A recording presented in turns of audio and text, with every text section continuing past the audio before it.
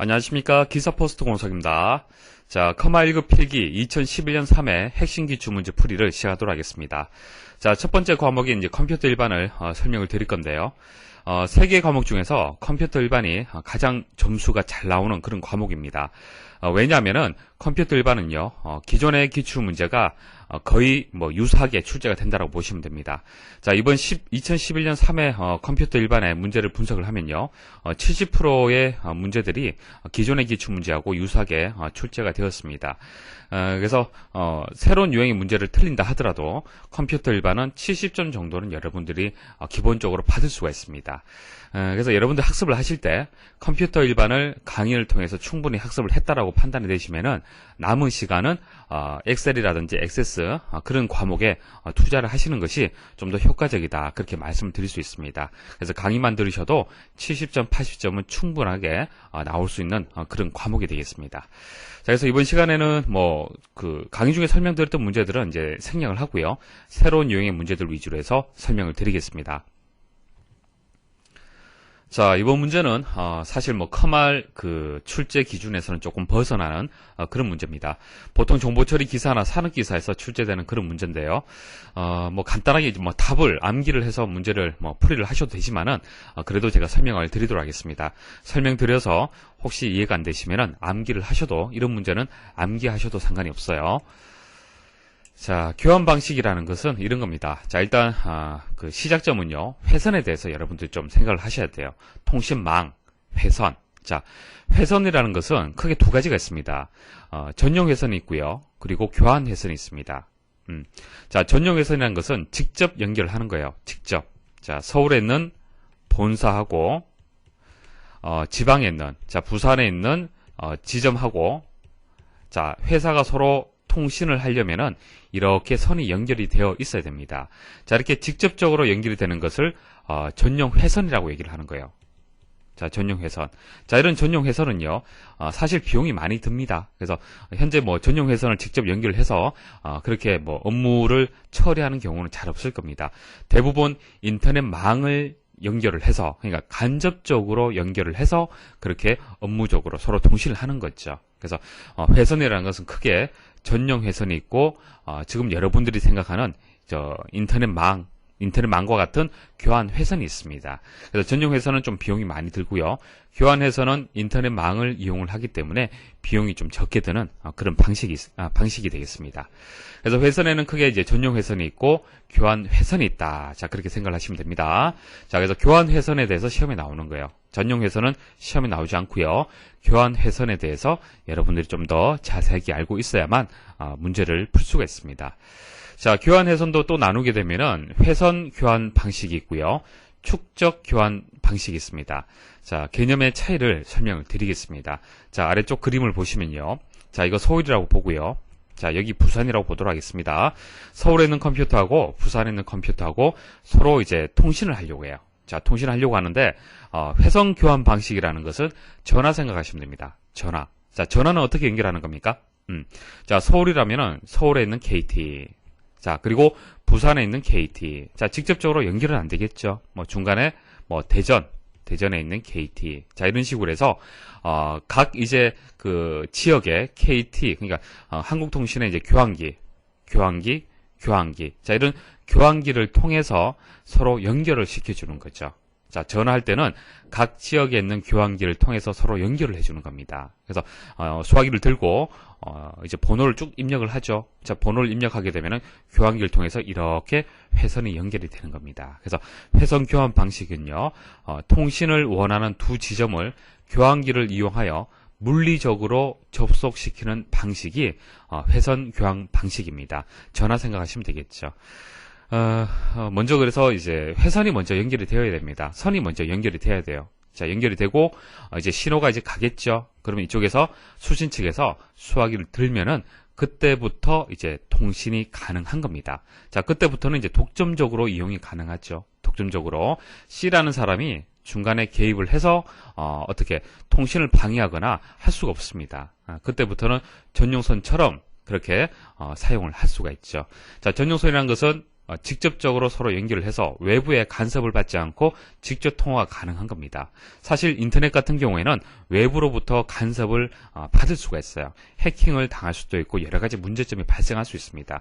그렇지만 전용에서는 큰 보안상의 문제가 없어요. 왜? 서로 송신과 수신이 하나밖에 없기 때문에 그렇습니다. 아시겠죠?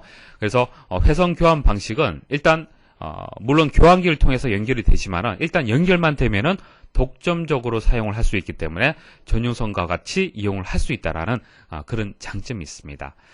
자, 그다음 축적 교환 방식은요. 매일 생각하시면 됩니다. 자, 여기서 축적이라는 것은 저장이라는 의미가 있습니다. 저장. 자, 회선 교환 방식은 실시간이죠. 바로 통신을 할 수가 있습니다. 자, 근데 축적 교환 방식이라는 것은 저장하는 방식이에요. 자, 그러면은 단순하게 생각을 했을 때는 회선 교환 방식이 더 좋을 것 같죠? 아닙니다. 지금 여러분들이 사용하고 있는 방식은요, 인터넷으로 데이터를 주고받는 방식은 전부 축적 교환 방식이에요. 자, 축적 교환 방식이라는 것은 이런 겁니다. 서로 이제 통신을 할 때, 자, 교환기에다가 저장을 하는 거예요.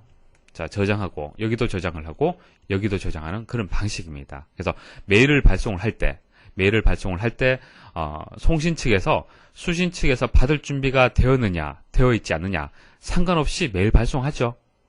그렇게 해서 수신 측에서, 언제든지 본인이 원하는 시간대에 접속을 해서 다운로드 받아서 볼 수가 있습니다. 자, 이렇게, 할 수 있는 것은 저장이 되어 있기 때문에 가능하다는 얘기입니다. 자, 이런 이점이 있고요. 또 하나의 이점은요, 저장을 함으로써 처리를 할 수가 있어요. 처리. 자, 각각의 교환기에는 CPU라는 게 있습니다. 처리할 수 있는 처리기가 있어요. 자, 처리가 있기 때문에 서로 다른 장치들끼리 통신할 수 있도록 전송되는 데이터를 바꿔줄 수가 있습니다. 그러니까 코드가 서로 다르다, 코드 체계가 다르다. 그럼 코드를 CPU가 처리를 하는 거예요. 서로 맞춰줄 수가 있고요. 속도도 맞춰줄 수도 있고요. 오류가 발생했을 때 또 정정도 할 수 있습니다. 그래서 데이터를 정확하게 전달할 수 있도록 할 수가 있습니다. 그래서 저장을 했을 때 이런 여러 가지 이점들이 있어요. 그래서 서로 다른 장치 간에 통신이 가능하기 때문에 현재 데이터를 교환할 때는 축적 교환 방식을 이용을 하고 있습니다. 자, 회선 교환 방식은 이제 전화 방식을 생각을 하시면 되고요. 자, 그리고 이제 축적 교환 방식에서 이제 또 두 가지로 나뉘게 됩니다. 자, 패킷 교환 방식이 있고요. 메시지 교환 방식이 있고요. 패킷 교환 방식이 있습니다. 자, 메시지 교환 방식은요, 버스 생각하시면 됩니다. 자, 우리가 교통 체계를 생각을 하실 때 버스를 이용을 해서 이동을 할 때 생각을 하시면 되고요. 자, 패킷 교환 방식은 택시를 이용하는 경우 그렇게 생각을 하시면 되겠습니다. 버스면 아무래도 각각의 정류장을 다 거치고 여러 사람들이 같이 이용을 하기 때문에 속도는 느릴 수밖에 없겠죠. 택시 같은 경우에는 목적지까지 다이렉트로 이동을 할 수가 있습니다. 그래서 속도가 빠른 방식이 되겠습니다. 그래서 큰 차이점은 이제 그런 차이점이 있는 거고요. 좀 더 자세히 말씀을 드리겠습니다. 자, 축적 교환 방식은 교환기에 저장을 시켰다가 전송하는 방식을 축적 교환 방식이라고 얘기를 하고요. 메시지 교환 방식은요, 하나의 메시지 단위로 전송이 되는 겁니다. 그러니까 교환을 하는데 단위가 메시지가 되는 거고요. 패킷 교환 방식은 단위가 패킷이 되는 거예요. 자, 메시지란 것은 우리가 메신저를 통해서 안녕하세요라고 입력을 하잖아요. 그죠? 그럼 안녕하세요라는 데이터가 통신망을 통해서 축적 교환 방식으로 전송이 됩니다. 전송이 되는데 안녕하세요라는 이 메시지가 하나로 해서 하나의 메시지 단위로 해서 전송이 된다. 그것은 메시지 교환 방식이에요. 만일 안, 영, 하, 세, 요 이런 식으로 각각을 다 나누어서 분해를 해서 전송을 하면은 그것은 패킷 교환 방식이 되는 겁니다. 아시겠죠?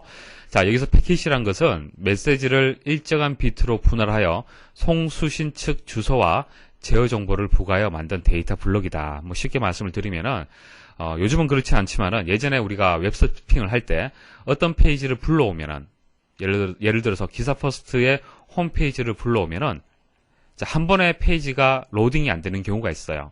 자, 그때는 예전에는 그 통신망이 그렇게 원활하지가 않았습니다. 속도가. 그래서 한 페이지를 전송을 할 때, 자, 이게 각각의 패킷으로 다 나눠져 있는 거예요. 그래서 1번 패킷, 2번 패킷, 3번, 4번, 5번, 6번, 7번, 8번, 9번 이런 식으로 하나의 페이지, 하나의 이제 기사 퍼스트 초기 페이지를 이제 보내려면은 그것을 통으로 하나로 보내는 것이 아니고 패킷이란 단위로 해서 잘게 쪼개서 전송을 하는 겁니다. 그래서 1번 패킷은 뭐 이런 경로로 해서 전송을 하고, 자 2번 패킷은 또 이런 경로로 해서 전송을 하고, 3번 패킷은 또 이런 전송 경로로 해서 전송을 하는 거예요. 그래서 여러 경로를 통해서 패킷을 동시에 쫙 보내는 겁니다. 자, 그렇게 보냈을 때 이제 뭐 속도는 빠를 수 있지만은 여러 가지 또 문제점이 발생할 수 있어요. 자, 오류라든지 안전성이 좀 떨어질 수 있습니다. 자, 다양한 경로를 통해서 전송을 하다 보니까 중간에 손실이 발생하는 경우도 있고, 오류가 발생을 해서 수신 측에서 전체 페이지를 송신 측에서 다 보냈지만은 중간에 패킷이 손실이 발생을 하는 거예요. 그래서 제대로 로딩이 안 되는 경우가 있습니다. 자, 제대로 로딩이 안 될 때는 수신 측에서 새로 고침하죠. 자, 새로 고침하면 다시 전송이 되는 겁니다. 그래서 한 번씩 가끔 여러분들이 페이지가 로딩이 제대로 안 되는 경우는요, 패킷이 전송을 하다가 중간에 손실이라든지 오류가 발생했기 때문에 그렇습니다. 이해하시겠습니까? 자, 그게 패킷의 개념이 되겠습니다. 자, 메시지 교환 방식은 하나의 메시지 단위로 이제 전송이 되고요. 각 메시지마다 전송 경로를 결정하고 수신 주소를 붙여서 전송을 합니다. 그래서 전송 경로가 다릅니다. 그 메시지 단위로 해서 전송이 되는 거예요. 그 메시지가 이렇게 있다. 자, 그리고 인터넷망으로 다 연결되어 있잖아요. 그죠? 자, 복잡하게 인터넷망이 이렇게 연결이 되어 있습니다. 자, 이게 수신 측이라고 보고요.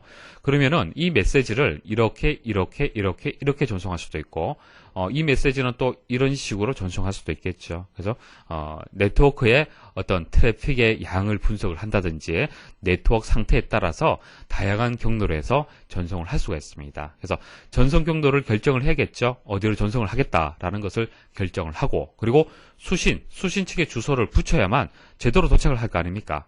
그죠? 우편물을 전송을 할 때도, 우편물을 배달을 할 때도 주소가 있어야만 배달을 할 수가 있잖아요. 그래서 전송 경로가 다 다르고요.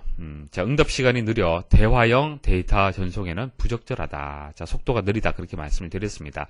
자, 패킷 교환 방식은요, 메시지 교환 방식의 단점을 보완한 방식이 되겠습니다. 자, 응답 시간을 개선한 겁니다. 좀 더 빠르게 좀 처리할 수 있도록 대화형이 가능하도록 만든 겁니다. 자, 메시지를 일정한 크기의 패킷으로 분해를 해요. 자, 송신 측에서 메시지를 다 이렇게 분해를 합니다. 분해를 해서 패킷이란 단위로 해서 분해를 해서 전송을 해요. 자, 전송을 하면은 수신 측에서는 자, 이 패킷을 또 번호 순서대로 다시 또 재조립을 해야겠죠. 그래서 이제 오류라든지 안전성이 좀 떨어지고 패킷을 분해하고 결합하는 그런 지연 시간이 추가적으로 발생을 합니다. 하지만은 가장 중요한 것은 회선을 공유할 수 있다는 것이 가장 중요한 거예요. 회선을 공유할 수 있다. 인터넷망을 모두 전 세계의 모든 컴퓨터들이 동시에 공유를 할 수 있다는 것이 가장 큰 이점이 되는 겁니다. 그래서 회선 이용률이 높다는 얘기죠. 자, 전용 회선 같은 경우에는 송신 측, 수신 측 두 대의 컴퓨터만 이 전용 회선, 이 비싼 회선을 단 두 대의 컴퓨터만 이용을 하는 거잖아요. 그렇죠? 그렇지만 인터넷망은 어느 누구나 다 같이 이용을 하는 겁니다. 그래서 회선 이용률이 높다는 얘기입니다. 그래서 데이터 전송에 이제 적합한 방식이 이제 패킷 교환 방식이 되겠습니다. 자, 지금 제가 교환 방식에 대해서 이제 길게 설명을 드리고 있죠. 한 문제를 설명드리기 위해서 길게 설명을 드리는데, 혹시나 자, 이런 내용에 대해서 또다시 출제가 된다면 여러분들이 맞출 수 있도록 제가 설명을 드리는 겁니다. 자, 패킷 교환 방식 아시겠죠? 여러분들 인터넷망 생각하시면 되고요. 자, 패킷 교환 방식은 또 가상회선 방식이 있고 데이터그램 방식이 있습니다. 자, 이 두 가지를 또 이해를 하셔야만 이번 문제를 해결을 할 수 있습니다. 자, 패킷 교환 방식. 자, 패킷 교환 방식은 이제 가상회선 방식이 있고 데이터그램 방식이 있는데요. 가상회선 방식은요, 조금 전 말씀을 드렸던 회선 교환 방식 생각하시면 돼요. 회선 교환 방식. 그러니까 전화 생각하시면 됩니다. 자, 전화의 장점이 뭐죠? 자, 일단 경로가 설정이 되면은 안전하게 서로 데이터를 주고받을 수가 있는 거예요. 다른 사람이 참견할 수가 없잖아요. 그죠? 그게 큰 장점이었습니다. 그래서 패킷 교환 방식 중에서 가상 회선 방식은 가상으로 실질적으로 물리적으로 연결되는 것은 아니지만은 가상으로 회선을 연결해주는 방식이에요. 그래서 경로를 설정을 하고 모든 패킷은 같은 경로로 발생하는 순서대로 전송을 하는 겁니다. 자, 여러 경로가 있겠죠. 자, 가는 방법이 여러 가지가 있는데 하나의 이제 그 경로를 결정을 했다라면은 모든 패킷을 하나의 경로로 해서 다 보내버리는 거예요. 자, 그렇게 했을 때는 아무래도 문제점이 발생할 가능성이 좀 낮겠죠. 그래서 신뢰성이 좀 높고요. 자, 패킷의 송수신 순서가 같다. 자, 1번, 2번, 3번, 4번, 5번 순서대로 전송을 한다라면은 받는 측에도 1번, 2번, 3번, 4번 이런 순서대로 받겠죠. 자, 회선 교환 방식과 유사하다 그렇게 생각하시면 되고 데이터그램 방식은요 가상 경로를 설정하지 않습니다. 설정하지 않고 조금 전에 말씀드렸던 패킷 교환 방식의 개념 생각하시면 돼요. 자, 패킷을 나누어서 전송 경로가 모두 다르게 쭉 그냥 한 번에 쫙 보내버리는 겁니다. 보내서 패킷에다가 주소하고 패킷 번호를 포함을 해서 전송을 하는 거예요. 당연한 얘기가 되겠죠.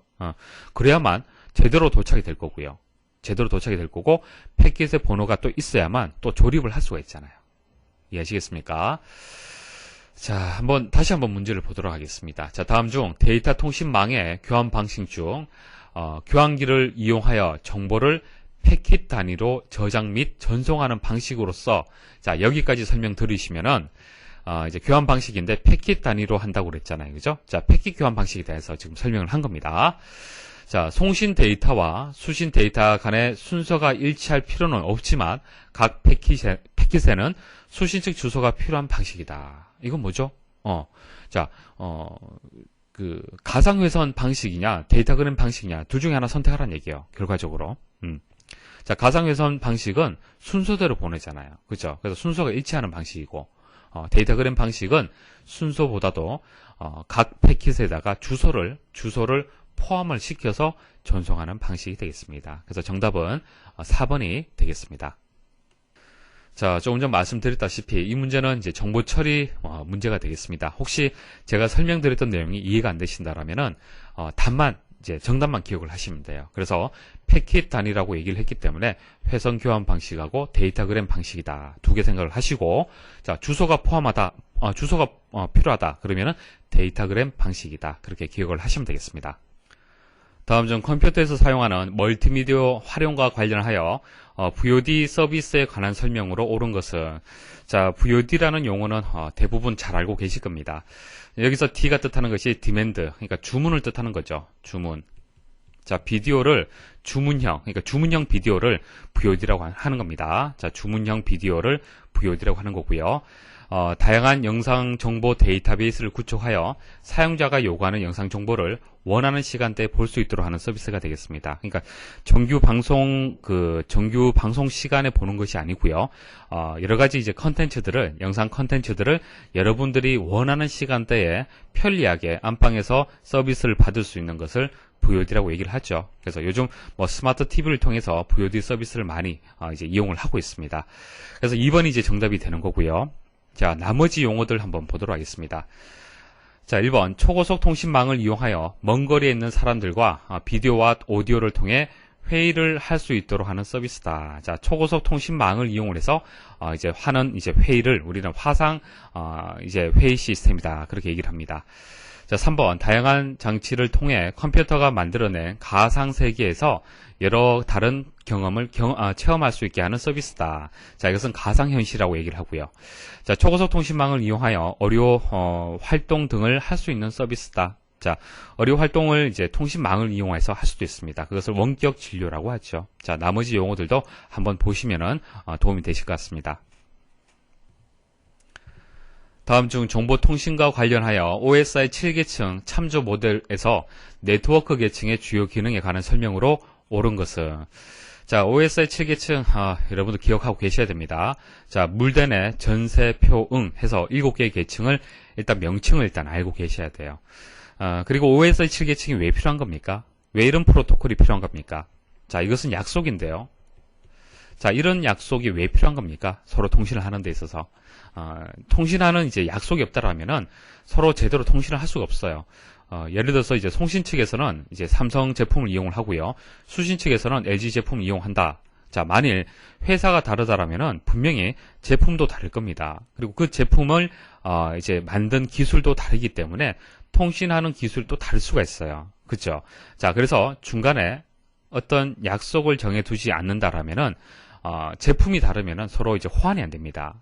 이해하시겠죠?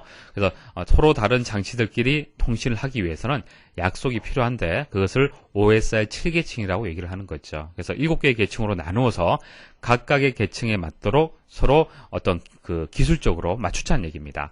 그래서 물리 계층 같은 경우에는 그 물리적인 연결 방식을 얘기를 하는 겁니다. 그래서 케이블이라든지 모뎀이라든지 코덱, 통신 장비 이런 것들을 서로 연결을 일단 해야만 통신을 할 수가 있잖아요. 그렇죠? 그래서 물리 계층에서는 이제 물리적인 연결에 대해서 이제 약속을 얘기를 하는 거고요. 자, 데이터 링크 계층은 두 컴퓨터 간의 데이터 통신을 생각을 하시면 됩니다. 자, 일단 물리적으로 서로 이제 연결이 되었다. 자, 컴퓨터가 두 대가 있는데, 자, 물리적으로 일단 연결이 되었다. 그러면 이제 통신 가능하죠. 두 대의 컴퓨터가 서로 통신 가능합니다. 그때 고민해야 될 약속들, 그것을 데이터 링크 계층이라고 얘기를 하는 거예요. 그래서 에러를 검출을 하고 흐름을 제어하는 등의 어떤 약속을 데이터 링크 계층에서 정해둔 겁니다. 자, 그 다음 네트워크 계층. 자, 네트워크라는 것은 두 대의 컴퓨터가 있을 때 보통 네트워크라고는 잘 하지 않고요. 여러 대의 컴퓨터가 서로 연결되어 있을 때는 네트워크다 그렇게 얘기를 하잖아요. 그죠? 그래서 여러 대의 컴퓨터가 서로 이렇게 연결되어 있을 때, 자, 그때 고민해야 될 것은 어떤 것들이 있겠습니까? 가장 중요한 것은 경로예요, 경로. 경로를 설정하는 것이 중요한 겁니다. 자, 조금 전에 패킷을 전송을 할 때도 경로를 설정해서 보내잖아요. 그쵸? 그래서 만일 두 대만 있으면은 사실 경로라는 게 필요 없어요. 여기서 보내면은 받는 측은 하나밖에 없잖아요. 그쵸? 여기서 보내면은 또 받는 측이 하나밖에 없습니다. 그래서 경로라는 것이 의미가 없어요. 그래서 송신하고 수신이 만약 이렇게 회선 하나로 해서 경로가 결정이 되어서 전송을 할 때는 사실 주소라는 개념은 큰 의미가 없습니다. 하지만은 네트워크 계층, 여러 컴퓨터들이 서로 통신을 하려면은 경로를 생각을 해야 됩니다. 어떤 경로로 해서 전송을 할 거냐. 그죠? 그런 경로를 설정할 필요가 있죠. 자, 그게 네트워크 계층이 되는 겁니다. 그래서 이 문제에서는 네트워크 계층의 주요 기능에 대해서 이제 옳은 것을 찾아라고 했기 때문에 1번이 정답이 되는 거죠. 정보를 교환하고 중계하고 경로를 설정하는 기능을 제공한다. 자, 이게 라우터하고 관련된 내용이 되겠습니다. 라우터. 자, 통신 장비 중에서 경로를 설정할 때 필요한 것이 라우터라는 장비가 있었죠. 자, 교환기의 개념 아시겠죠? 조금 전에 말씀을 드렸습니다. 자, 뭐 교환기나 뭐 중계 기능이나 뭐 같은 뜻으로 보시면 되겠죠. 자, 그래서 1번이 정답이 되고요. 자, 그리고 2번은 이제 전송 매체라고 얘기를 했잖아요. 전송 매체. 자, 물리적인 연결을 얘기를 하는 겁니다. 그래서 전기 신호, 전송 기능, 뭐 제어, 클럭 신호. 자, 이것은 이제 물리적 계층, 물리 계층에 대해서 설명을 한 거고요. 3번은 송수신 시스템 간의 논리적 안정과 균일한 서비스를 제공한다. 자, 이것은 전송 계층이죠. 전송 계층. 자, 일단 그 1, 2, 3단계까지 3개 계층까지 해서 일단 기본적으로 이렇게 연결이 되어 있다라면은 그다음부터는 실제 전송을 하는 거죠. 실제 전송을 하는 겁니다. 자, 경로까지 설정이 다 끝나면 이제 전송하면 되겠죠. 그래서 논리적인 안정과 균일한 서비스가 제공될 수 있도록 하는 것은 전송 계층이 되겠습니다.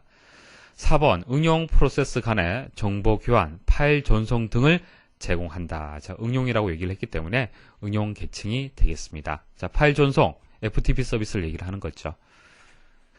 다음 중 아래와 같은 특성을 갖는 웹 프로그래밍 언어로 옳은 것은, 자, 클래스가 존재하지 않으며 변수 선언도 필요 없다. 소스 코드가 HTML 문서에 포함되어 있다. 자, 사용자의 웹브라우저에서 직접 번역되고 실행된다. 자, 이거 정답은 이제 자바스크립트가 정답이 되는데요. 자, 일단 나머지 보기들 하고 같이 한번 설명을 좀 드리겠습니다. 자, CGI. 자, CGI는 자, 웹서버에 있는 사용자 요구를 응용 프로그램에 전달하고 그 결과를 사용자에게 되돌려주기 위한 표준적인 방법이다. 이렇게 설명이 나오는데 어렵죠. 자, 이런 겁니다. 자, 서버라는 개념은 아시겠죠? 자, 서버가 있고요. 클라이언트가 있습니다. 자, 클라이언트는 여러분들이고요. 서버는 이제 기사 퍼스트가 되는 겁니다. 자, 클라이언트에서 서버에 접속을 해서 웹페이지를 가지고 오죠. 자, 그래서 여러분들 컴퓨터에서 볼 수가 있는 겁니다. 단순히 웹페이지를 이렇게 가지고 올 때는 응용 프로그램이 필요가 없어요. 응용 프로그램이 필요가 없는데, 여러분들이 회원 가입을 할 때, 그 실명을 확인을 한다든지, 그리고 그 강의를 이제 수강한다든지, 이런 여러 가지 프로그램이 필요한 경우가 있어요. 그래서 서버에 응용 프로그램, 자, 응용 프로그램이 이렇게 연결이 되어 있습니다. 자, 프로그램이 이렇게 연결되어 있어요. 그래서 서버하고 응용 프로그램하고 클라이언트하고 이렇게 연결이 되어 있습니다. 자, 그래서 CGI라는 것은 웹 서버에 있어 사용자 요구를 응용 프로그램에 전달하고, 그러니까 여러분들 요구, 예를 들어서 실명 확인이다. 그러면 이거 웹 서버에서는 바로 확인이 안 됩니다. 그래서 이 요구를 응용 프로그램에 전달을 하는 거예요. 자, 그 결과를 다시 받고요. 다시 그 결과를 클라이언트한테 돌려주는 겁니다. 자, 이 표준을 CGI라고 하는 거예요. 이해하시겠습니까? 자, XML은 강의 중에 말씀을 드렸었죠. 자, HTML을 획기적으로 개선한 웹 프로그래밍 언어가 되는 겁니다. 그래서 문서를 표준화할 수 있는 그런 장점이 있죠. 자, ASP는요, 자, 마이크로소프트사에서 만든 웹 프로그래밍 언어가 되겠습니다. 자, 서버 측에서 동적으로 처리되는 페이지를 만들기 위한 그런 이제 웹 프로그래밍 언어예요. 그러니까 서버의 이제 웹서버를 이제 구축하기 위해서 필요한 프로그래밍 언어다. 그렇게 생각을 하시면 됩니다. 그래서 ASP라는 게 있고요. 자, 그다음 자바스크립트. 자, 자바스크립트는요. 이것도 프로그래밍 언어가 맞습니다. 웹 프로그래밍 언어가 맞는데요. 아무래도 웹 프로그래밍 언어라면은 자, 그 프로그래밍 언어에 대해 잘 모르는 사람들은 좀 어렵게 느껴질 수가 있습니다. 그래서 간단하게 구현을 해서 결과를 쉽게 볼 수 있도록 그렇게 만든 언어가 자바스크립트예요. 그래서 HTML 문서를 작성하는 수준의 사용자가 사용하는 것을 주안점으로 하여, 자, 이게 무슨 말이냐면은 웹 프로그래밍 언어에서 가장 쉬운 것이 HTML입니다. 그리고 가장 기초가 되는 게 HTML이에요. HTML만 기본적인 그 태그만 알게 되면은 여러분들도 홈페이지 다 만들 수 있습니다. 그래서 가장 기본적인 언어가 HTML이 되고요. 이런 HTML을 작성하는 수준 정도의 이제 사용자가 사용하는 것을 목적으로 둔다는 얘기입니다. 자, 그러니까 그만큼 사용하기가 쉽다는 얘기예요. 아시겠죠?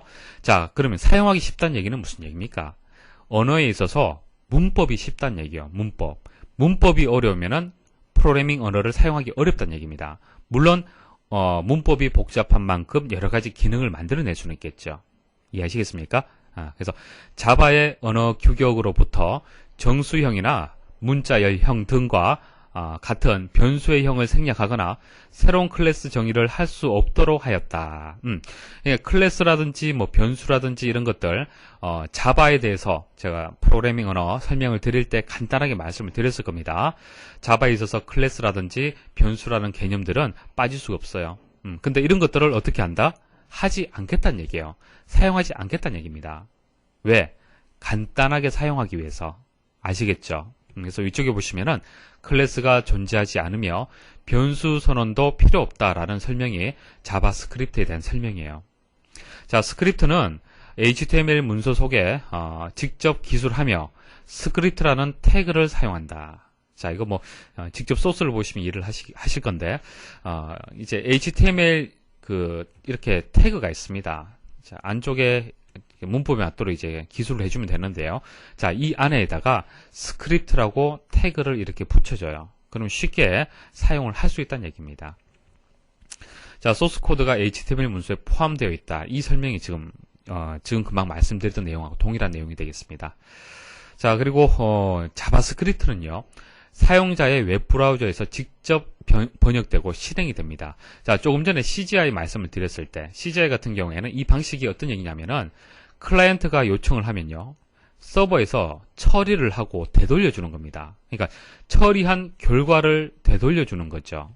그러니까 그 처리하는 주체가 서버가 되는 거예요. 그런데 자바스크립트는요. 서버에서 처리하는 것이 아니고요. 클라이언트에서 자체적으로 처리가 되는 겁니다. 그런 특징을 가지고 있어요. 자, 그래서 자바스크립트를 이용하게 되면은 복잡한 게임을 만들기는 어렵지만은 간단한 웹게임 정도는 만들 수가 있습니다. 그래서 자바스크립트가 자 이런 특징을 가지고 있습니다. 그래서 4번이 정답이 되겠습니다. 자, 이렇게 해서 2011년 3회 컴퓨터 일반 핵심 기출문제 풀이를 마치도록 하겠습니다. 수고하셨습니다. 안녕하십니까. 기사포스트 공석입니다. 자, 커마 1급 필기 2011년 3회 핵심 기출문제 풀이를 시작하도록 하겠습니다. 자, 스프레드시트 일반 이제 두 번째 과목인데요. 자, 모든 기출문제를 풀이하지는 않습니다. 본강에서 설명드렸던 간단한 문제들은 생략을 하고요. 좀 중요한 문제들 위주로 해서 설명을 드리겠습니다. 다음 중 매크로 기록 및 실행과 관련된 설명으로 옳지 않은 것은, 자, 매크로를 기록하고 그리고 기록된 매크로를 실행하고, 자, 이런 것들은 여러분들 꼭 실습을 해보셔야 됩니다. 자, 1번 보도록 하죠. 자, 엑셀을 실행할 때마다 매크로를 사용하려면 매크로의 저장 위치를 개인용 매크로 통합 문서로 지정한다. 기본적으로는 매크로가 기록된 통합 문서를 열어야만 여러분들이 매크로를 실행할 수 있는 거죠. 상식적으로 생각을 했을 때. 그렇지만은 자주 사용되는 매크로가 있다. 자, 그런 매크로들은 이제 그 해당 통합 문서를 열지 않더라도 항상 이제 실행할 수 있으면 좋습니다. 그래서 그와 같은 경우에는 개인용 매크로 통합 문서로 저장을 해야 돼요. 그래서 매크로를 저장하는 위치가 세 가지 방법이 있죠. 이제 현재 통합 문서가 있고요. 새 통합 문서가 있고요. 그리고 개인용 매크로 통합 문서, 이렇게 세 가지 중에서 선택을 할 수가 있는데, 개인용 매크로 통합 문서로 저장을 했을 때만 워크시트를 열지 않은 상태에서도 엑셀을 실행할 때마다 매크로를 실행할 수 있습니다. 그러니까 해당 문서를 열지 않는다 하더라도 매크로를 실행할 수 있는 거죠. 자, 항상 이제 매크로가 실행이 되려면은 미리 정해진 이름으로 정의가 되어 있어야 됩니다. 그래서 퍼스널이라는 이름으로 해서 매크로가 만들어져 있어야만 엑셀에서 이해를 하고, 이것은 개인용 매크로 통합 문서구나라고 인식을 하고, 해당 문서를 열지 않는다 하더라도 자동적으로 읽어드려서 매크로를 실행할 수 있는 겁니다.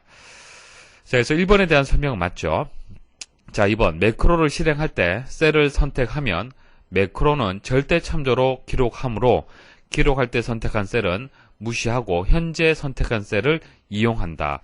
자, 설명 잘 나가다가 뒷부분에 틀렸습니다. 매크로를 기록하게 되면요. 일단 매크로를 기록하게 되면은 절대 참조죠. 절대 참조.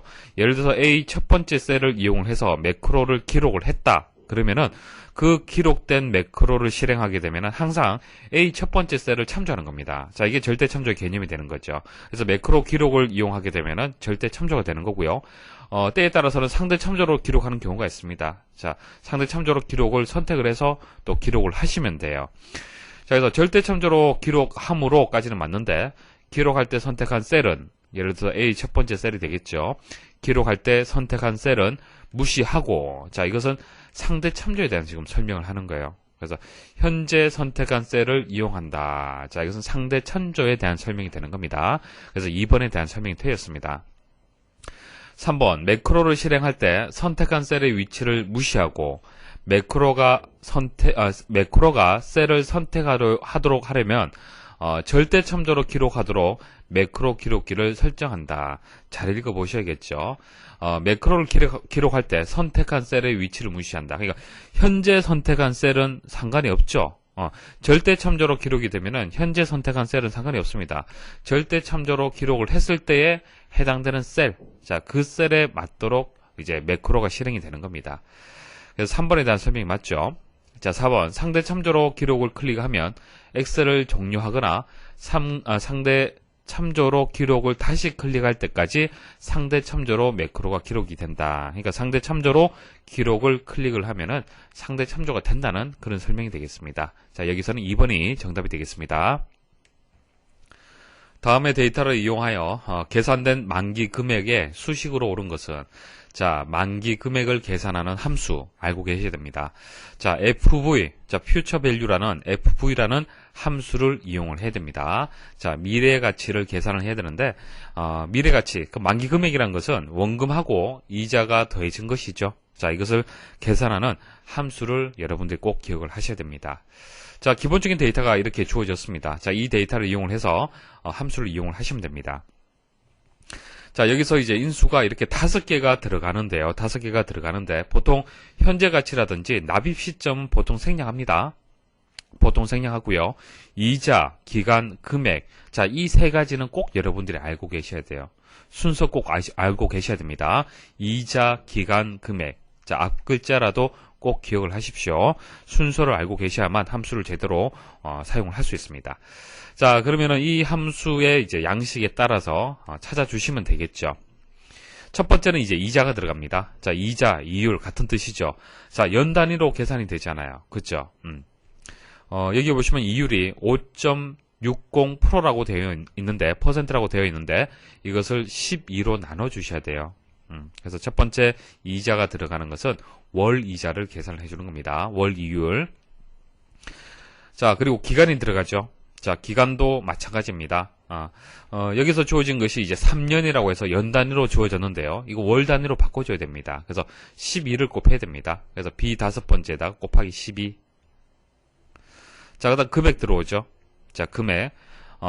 금액은 좀 주의를 하셔야 됩니다. 자, 만기 금액, 여기 보시면은 이제 적립 금액, 월 불입하는 금액이 이렇게, 정해졌죠. 정해졌는데, 자, 이것은 양수값이잖아요. 플러스 값인데요. 자, 이것을 플러스 값을 그대로 여러분들이 함수에 이용하면 안 됩니다. 그럼 결과가 마이너스 값이 나와요. 그래서, 이제 적립 금액, 자, 이 금액은요, 마이너스를 붙여주셔야 됩니다. 그래서 B 세 번째인데, 마이너스를 앞에 붙여주셔야 돼요. 자, 그 다음 들어가야 될 것이 이제 현재 가치인데요. 현재 가치가 없잖아요, 현재. 그죠? 현재 가치가 없습니다, 데이터가. 그렇기 때문에 비워두시면 돼요. 쉼표하고 쉼표 사이에 아무것도 입력 안 하시면 됩니다. 자, 마지막에는 납입 시점인데요. 자, 납입 시점도 여기 없습니다. 사실 데이터가 없죠. 그래서 비워두시면 돼요. 그래서 여기서 여기까지만 입력을 하시면 됩니다. 나머지는 생략을 하셔도 됩니다. 자, 여기선 0이라고 입력이 다 되어 있잖아요. 그죠? 자, 동일하게 입력이 되었기 때문에 상관없잖아요. 그죠? 좀 더 자세히 말씀을 드리면은, 납입 시점은요, 1값이 들어가면 초가 되는 겁니다. 매월 초의 의미가 있고요. 0이라든지, 생략을 하게 되면 매월 말이 되는 겁니다. 그래서 여러분도 뭐 기억하실 때, 1초, 자, 1초라고 기억을 하시고, 1일 때 초고, 0, 그리고 생략일 때는 말이다. 그렇게 기억을 하시면 되겠죠. 그래서 1번이 정답이 되겠습니다.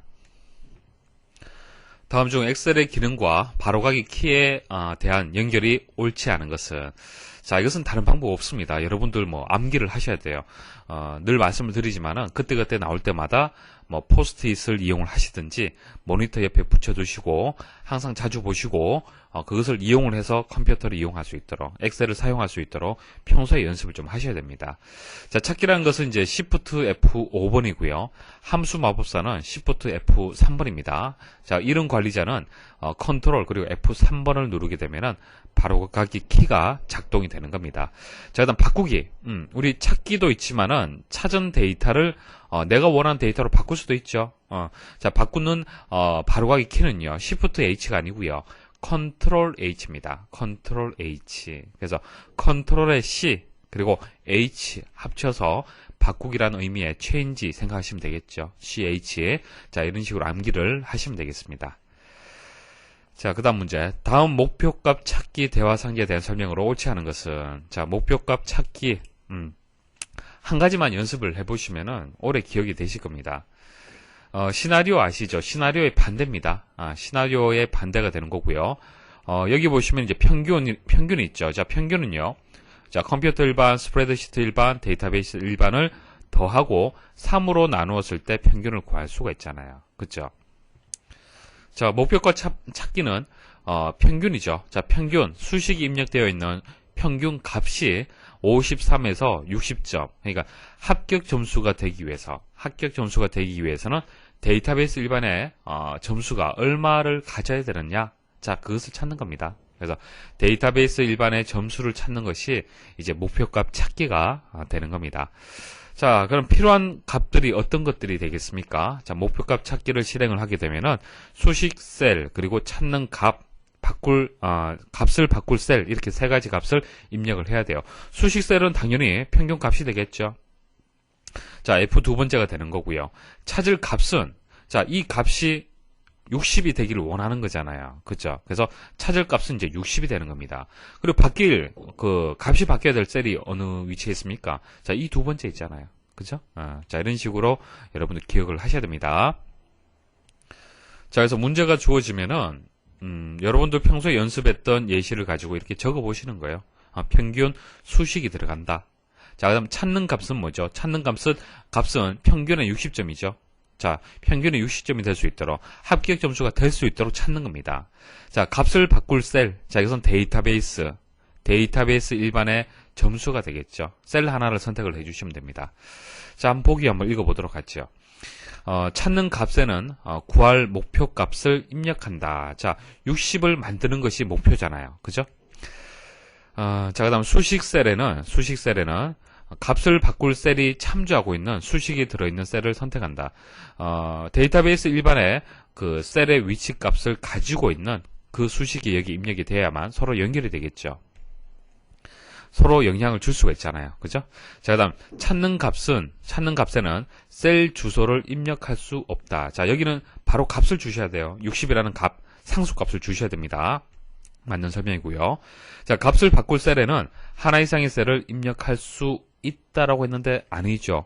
자, 여러 개의 데이터를 다 입력하면 되겠습니까? 자, 조금 전처럼 이게 이제 수식이 되는 건데 x라는 값 한 가지만 구하는 것이지 이 나머지 값들도 다 구한다, 동시에 구한다. 그러면은 여러 가지 경우의 수가 많이 나오잖아요. 그렇죠? 60이라는 점수를 얻기 위한 각각의 요소들의 값은 얼마든지 다양하게 값을 가질 수가 있습니다.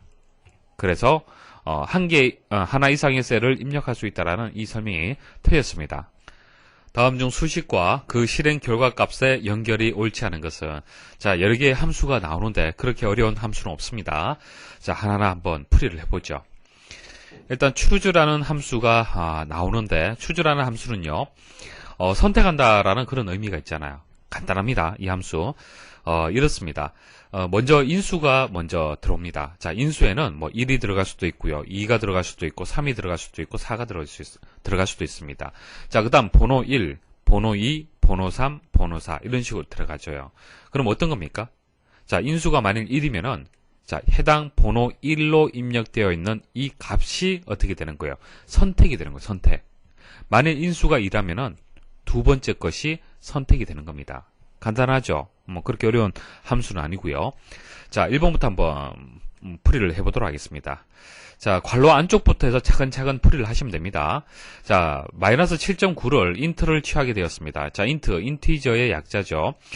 정수화를 시키는데 가장 가까운 정수를 찾는 건데요.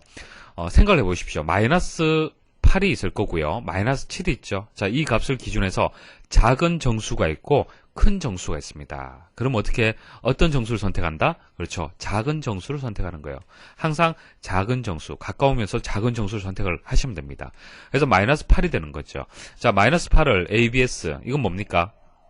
자, 이것은 절대값을 구하는 거죠. 절대값. 그래서 마이너스 8의 절대값은 8이 되는 겁니다. 자, 그 다음 두 번째. 자, 괄호 안쪽부터 해서 차근차근 구해주시면 됩니다. 자, 트렁케이션. 자, 이것은 절삭하는 거죠. 소수점을 절삭하는 겁니다. 45.6을 소수점을 절삭하게 되면 45가 되고요. 자, 모두 함수는 나머지를 구하는 함수죠. 자, 32에다가 3을 나누었을 때 목과 나머지를 구할 수가 있잖아요. 그래서 계산을 해보면은 목은 10이 되죠. 3, 1은 3 해서 30. 그 다음 나머지는 2가 됩니다.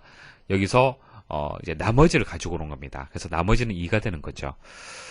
그래서 45하고 2하고 자, 쉼표로 연결되어 있네요. 그러면 45하고 2를 더해 주시면 됩니다. 자, 세 번째.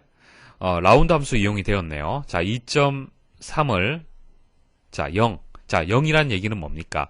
소수점 값이 없다는 얘기죠. 정수 값이 되는 겁니다. 그래서 첫째 자리에서 반올림을 하시면 되겠죠.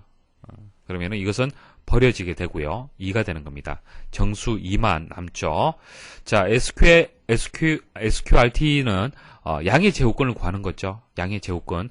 4가 되기 위해서는 마이너스 2를 제곱을 해도 4가 되고 또 양수 2를 제곱을 해도 4가 되죠. 자, 마이너스 2와 2는 이제 제곱근이 되는 겁니다. 4의 제곱근이 되는데 거기서 양의 제곱근을 구해주시면 됩니다. 그래서 2가 되는 거죠. 자, 파워는 이제 지수입니다. 지수. 그래서 첫 번째 값에다가 이게 지수가 되는 거죠. 자, 2의 2승. 그래서 4가 되겠습니다. 근데 보기에서 9라고 있기 때문에 정답은 3번이 되겠습니다. 자, 추저함수 한번 보도록 하죠. 자, 세 번째 것을 선택을 했네요. 자, 인수가 3이잖아요. 그죠? 자, 그러면 하나, 첫 번째, 이게 두 번째, 자, 이게 세 번째네요. 그럼 50이 선택이 되었네요. 그럼 결과는 이제 50이 되는 겁니다. 간단하죠? 그래서 여기서는 3번이 정답이 되겠습니다. 다음 프리시저에 저장된 명령문들에 대한 설명으로 옳지 않은 것은, 자, 뭐 계속적으로 반복해서 나옵니다. 그때그때 다시 또 설명을 드리고 있는데요. 자, 레인지 같은 경우에는 영역을 뜻하는 거죠. 자, 셀의 영역을 뜻하는 개체가 되겠습니다. 자, 개체점 뒤에 속성이 올 수도 있고 메서드가 올 수도 있죠. 자, 여기서는 셀렉트가 들어왔네요. 그래서 어떤 의미가 되겠습니까? A 첫 번째 셀 영역을 선택하라. 그런 뜻이 되는 겁니다. A 첫 번째 셀을 선택하라. 메서드는 어떤 행위를 뜻하는 거잖아요. 그죠? 개체는 이제 대상이 되는 거고요. 자, 그런 의미가 있고요. 자, 액티브 셀. 자, 액티브 셀은 뭡니까? 활성화된 셀. 자, 활성화된 셀. 개체를 뜻하는 겁니다. 자, 대상이 되는 거고요. 포뮬러 R1, C1. 자, 이것은 형식입니다. 셀을 표현하는 형식. 자세하게 모르셔도 됩니다. 자, 그래서 이제 저장을 하는 거죠. 자, 이 형식에 맞춰서 저장을 하는데, 자, 활성화된 셀에다 저장을 하는데, 1값을 저장을 해라. 1값을 저장해라. 자, 그럼 이것을 연속되게 한번 보시면 어떻게 되겠습니까? 자, 첫 번째, A 첫 번째 셀이 선택이 되고, 자, 이 A 첫 번째 셀이 이제 선택이 되었기 때문에, 활성화된 셀은 A 첫 번째 셀이 되는 거예요. 그쵸? 자, A 첫 번째 셀에다가 값을, 1값을 대입을 하라는 얘기입니다. 입력하라는 뜻입니다. 그래서 여기까지 수행을 하게 되면은 A 첫 번째 셀에 1값이 이제 대입이 되는 거예요. 됐죠? 자, 그 다음 액티브 셀, 활성화된 셀에서 컬럼 뭡니까? 열이죠, 열. 그래서 2라고 주게 되면은 활성화된 셀에 열 값에다가 2를 입력하라. 그런 또 뜻이 되는 겁니다. 자, 그리고 또 하나 중요한 것은, 1, 2 이런 식으로 상수값이 입력되는 것이 아니고요. 자, 상대 주소로 또 데이터를 입력하는 방법이 있습니다. 상대 주소. 그래서 요것은 이제 제가 앞부분을 먼저 설명 좀 드리고 말씀을 드리겠습니다. 레인지에서 액티브 셀, 레인지에서 액티브 셀, 레인지에서 액티브 셀, 그리고 레인지 이렇게 나왔습니다. 자, A 첫 번째 셀을 선택을 했죠. 자, 그리고 활성화된 셀에다가 1을 대입을 했습니다. 자, 그러면은 A 첫 번째, 두 번째, 세 번째 셀이 있고요. 자, A 첫 번째 셀에 일단 1이 입력이 되었습니다. 자, 그 다음 두 번째 셀을 선택을 했네요. 그리고 두 번째 셀에다가 4라는 값을 입력을 했습니다. 자, 그리고 세 번째 셀을 선택을 했습니다. 자, 그런데 저장하는 방식이 조금 다르죠. 자, 이것은 상대 참조 방식이에요. 상대 참조 방식. 자, 이 부분만 이해를 하시면 됩니다. R 해서 대괄호로 해서 -2. 자, 그 다음 컬럼 이렇게 나왔잖아요. 이건 로우가 되는 거고요. 이거 행. 자, 이것은 열이 되는 겁니다. 자, 상대 참조라고 말씀을 드렸습니다. 상대 참조. 상대 참조라는 것은 현재 셀을 기준해서 셀의 위치를 찾는 거잖아요. 그죠? 자, 그럼 현재 셀의 위치는 어디입니까? 그렇죠. A 세 번째 셀이 되는 겁니다. A 세 번째 셀. 자, A 세 번째 셀에서 로우. 행은 -2예요. 자, 로우 -2잖아요. 그죠? 그러면 마이너스란 얘기는 밑으로 다음으로 넘어가는 겁니까? 아니면 이전으로 가야 되겠습니까? 당연히 마이너스면 이전으로 가는 거예요. 그래서 여기서 하나, -1, 그 다음 -2로 가는 겁니다. 그러면 A 첫 번째가 되는 거예요. 됐죠? 그죠? 자, 그리고 칼럼은 이동 없잖아요. 자, 그 다음 두 번째. 자, 이것은 어떻게 되겠습니까? 한 칸이잖아요. 한 칸 이전. 이렇게. 그래서 4가 되는 거예요. A 두 번째가 되는 겁니다. 이해하시겠습니까? 그래서 결과적으로 A 첫 번째 더하기 A 두 번째가 되는 거예요. A 첫 번째는 1이 들어있고 A 두 번째는 4가 들어있잖아요. 그죠? 결과는 어떻게 되겠습니까? 그렇죠. 5가 저장이 되는 겁니다. A 세 번째에다가. 됐죠? 이해하시겠습니까? 자, 그 다음 레인지에서 A 네 번째를 선택을 했습니다. 그래서 현재 활성화된 셀은 이제 A 네 번째가 되겠죠. 그리고 각각의 저장된 데이터는 이런 값들이 저장이 되어 있습니다. 자, 한번 보기 보도록 하죠. 자, 레인지 A 첫 번째 셀렉트. A 첫 번째 셀을 선택하는 명령문으로 레인지 A 첫 번째는 A 첫 번째라는 셀 개체를 나타내며 셀렉트는 메서드이다. 그러니까 레인지 같은 경우에는 그 셀 개체가 되는 거죠. 이제 셀을 이제 선택하는 범위를 뜻하는 그런 이제 개체가 되는 겁니다. 개체점 그다음 메서드, 셀렉트는 메서드가 되는 거죠. 그래서 이 보기는 이제 그 개체하고 메서드를 구분할 수 있느냐 그것을 보는 겁니다. 자, 두 번째 거 보도록 하죠. 자, 액티브 셀 포뮬러 R1, C1. 자, 여기 그리고 1. 자, 등호에서 1이 들어갔네요. 자, 현재 활성 셀에 1을 입력하는 명령문으로 액티브 셀은 개체, 자, 액티브 셀은 개체, 포뮬러 R1, C1은 속성이다. 그래서 개체점 속성이죠. 자, 요거 추가 좀 설명 좀 드리겠습니다. 액티브 셀은 제가 본 강의에서 속성이라고 말씀드린 적이 있을 거예요. 근데 액티브 셀이 속성이 될 수도 있고요. 개체도 될 수도 있습니다. 그러니까 무조건 개체고 무조건 속성은 없습니다. 상황에 따라서 틀립니다. 자, 예를 들어서 액티브 셀이 현재 시트를 개체로 볼 때, 그러니까 현재 시트를 개체라고 봤을 때, 현재 시트에서 이제 이것을 개체로 봤을 때는 액티브 셀, 활성화된 셀은 이제 속성이 되는 거죠. 그래서 액티브 셀은 현재 시트의 속성이 되는 거예요. 이것은 속성이 되는 겁니다. 그러니까 현재 시트 점 액티브 셀 이런 식으로 하게 되면 속성이 되는 거죠. 자, 그런데 보기에 나와 있는 것은 문제에서 나와 있는 것은요. 액티브 셀도 문제처럼 셀 주소, 셀 값 등의 속성을 갖는 개체가 될 수 있다는 얘기예요. 자, 뒤에 보시면은 뭡니까? 저장 형식. 그러니까 셀에 이제 속성이 들어와 있잖아요. 그렇죠? R1, C1이라는 형식에 대한 속성이 들어왔잖아요. 그렇기 때문에 앞에 있는 액티브 셀은 개체로 볼 수 있는 겁니다. 아시겠습니까? 자, 그래서 액티브 셀은 개체일 수도 있고 속성일 수도 있습니다. 자, 액티브 셀 외에도 여러 가지 개체 속성들이 상황에 따라서 상대적입니다.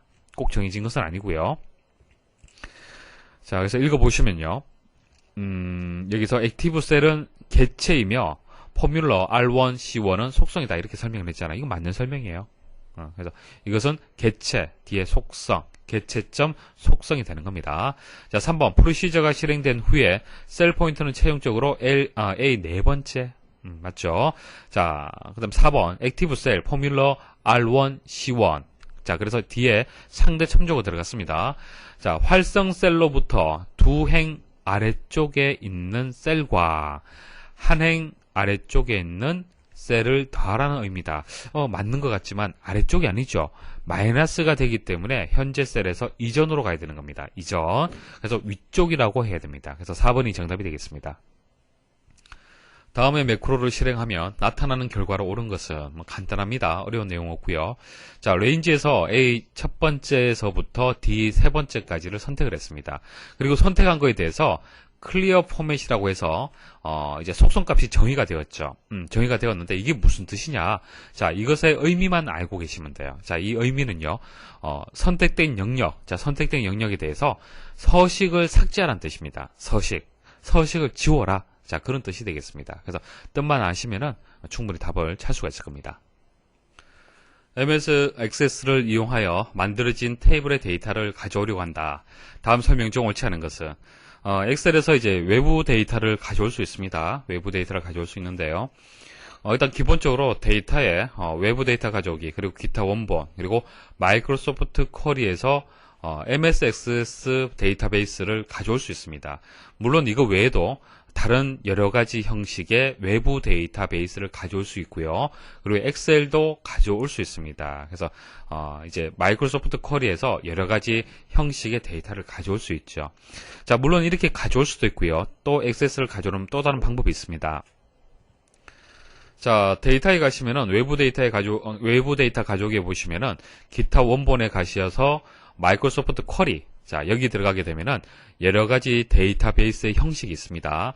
그리고 엑셀 파일도 가져올 수 있도록 이렇게 불러올 수 있도록 창이 나오죠. 그래서 원본 그 데이터베이스를 선택할 수 있도록 이렇게 나옵니다. 자, 이렇게 이제 데이터베이스를 가져올 수도 있고요. 자, 여기 보시면 액세스가 바로 있습니다. 그래서 액세스 선택을 하시고, 자, 적당한 파일을 하나 선택하겠습니다. 자, 여기서 이제 탭을 선택을 해서 외부 데이터를 가지고 올 건데요. 자, 자세히 보십시오. 자, A 첫 번째 셀이 이제 선택되어 있는 상태에서 지금 진행을 하고 있습니다. 자, 그리고 데이터가 들어갈 위치를 선택하도록 되어 있습니다. 그래서 A 첫 번째 셀이 지금 선택이 되어 있잖아요. 자, 그런데 A 첫 번째 셀에 1이라는 데이터가 입력되어 있는 상태입니다. 자, 이 상태에서 외부 데이터를 가져오면 어떻게 될까요? 자, 확인 버튼 한번 눌러보겠습니다. 누르게 되면은 데이터는 오른쪽으로 밀리게 됩니다. 그러니까 데이터가 지워지는 것이 아니고요. 오른쪽은 그냥 밀리는 겁니다. 자, 1번은 맞는데요. 자, 2번이 설명이 틀렸습니다. 자, 외부 데이터가 들어갈 위치를 기존의 데이터가 있는 셀로 지정할 경우, 자, 금방 보여드렸죠. A 첫 번째 셀을 제가 선택을 했습니다. 자, 해당 셀의 데이터가 가져온 외부 데이터로 변경된다. 변경되는 것이 아니고 오른쪽으로 이동되는 거죠. 밀리는 겁니다. 그래서 2번이 정답이 되겠습니다. 자, MS 액세스로 저장된 테이블 내에 필드를 골라서 가져올 수 있습니다. 가능합니다. 얼마든지 내가 원하는 필드만 가지고 올 수도 있습니다.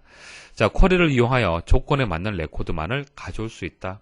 얼마든지 다양한 방법으로 가져올 수 있다는 얘기입니다. 그래서 쿼리 형태로 해서 가져올 수도 있고 원본 테이블로 해서 가져올 수도 있고, 그래서 여기서는 2번이 정답이 되겠습니다. 다음 프로시저가 실행된 후 I 값으로 옳은 것은, 자, 서브에서 엔드 서브 나왔네요. 자, 시작과 끝을 나타내는 거고요. 자, dim as, 자, dim as, 자, i라는 변수를 선언하는 겁니다. 자, i라는 변수를 선언을 하는데 integer 형태로 해서 선언을 하네요. 자, 정수 형태로, 자, 정수 형태로 해서 값을 담을 수 있도록, 저장할 수 있도록 i라는 변수를 먼저 선언을 했습니다. 자, 근데 여기서 중요한 것은 for next 문이 중요하죠. 자, 이것은 반복문이죠. 반복문. 자, 가운데 있는, 안쪽에 있는 i는 i 플러스 i라는, 자, 이 처리문을 for next 문에 의해서 반복을 하는 겁니다. 근데 반복하는 횟수는 여기 명시가 되어 있죠. i는 1부터 10이 될 때까지. 그러니까 i는 1부터 10까지 1씩 증가합니다. 1씩. 자, 증가 수치는 생략이 되기 때문에 1씩 증가가 됩니다. 자, 그래서 일식 증가가 되면서 계속 반복이 될 건데요. 이제 그 처리문을 보시면 아시겠지만은 i라는 값이 좀 처리문이 좀 이상해요. 그죠? 그래서 i 값이 정상적으로 뭐 1, 그 다음에 2, 뭐 3 이런 식으로 뭐 일식 증가되진 않습니다. 자, 그러면은 이제 수행 순서에 맞춰서 i 값이 어떻게 바뀌게 되는지 한번 추적을 해보도록 하겠습니다. 먼저 이제 for문을 만나게 되겠죠. 자, 변수 선언하고 이제 for문 만나게 됩니다. 그러면 i 값의 초기값이 1이잖아요. 그죠? 자, 그렇기 때문에 i는 1이 돼요. 자, 그다음 i는 i 플러스 i라는 처리문을 만나잖아요. 그죠? 자, 이것을 어떻게 여러분들 해석하시면 되냐면은, 자, 등호를 기준해서 우변이 있고 좌변이 있습니다. 항상 우변의 값을 계산을 해서 좌변에다가 대입을 해주시면 돼요. 자, 우리가 이제 i라는 변수를 이용을 했기 때문에 이 수식은 이제 성립이 되는데, 보통 우리가 생각할 때는 만약 1이라면은 이건 성립이 안 되잖아요. 그죠? 이게 잘못된 수식이잖아요. 그죠? 그렇지만은 변수를 이용했을 때는 가능합니다. 자, i 값이 1이 되기 때문에 1 플러스 1이 되고요. 결과값은 2가 됐죠. 그래서 i 값은 2가 이렇게 대입이 되는 겁니다. i는 2가 되는 거예요. 자, 여기까지가 이제 처리가 되었습니다. 한번 이제 수행이 되었죠. 한번 수행이 되고 난 뒤에 i 값은 이 값을 가지게 되었습니다.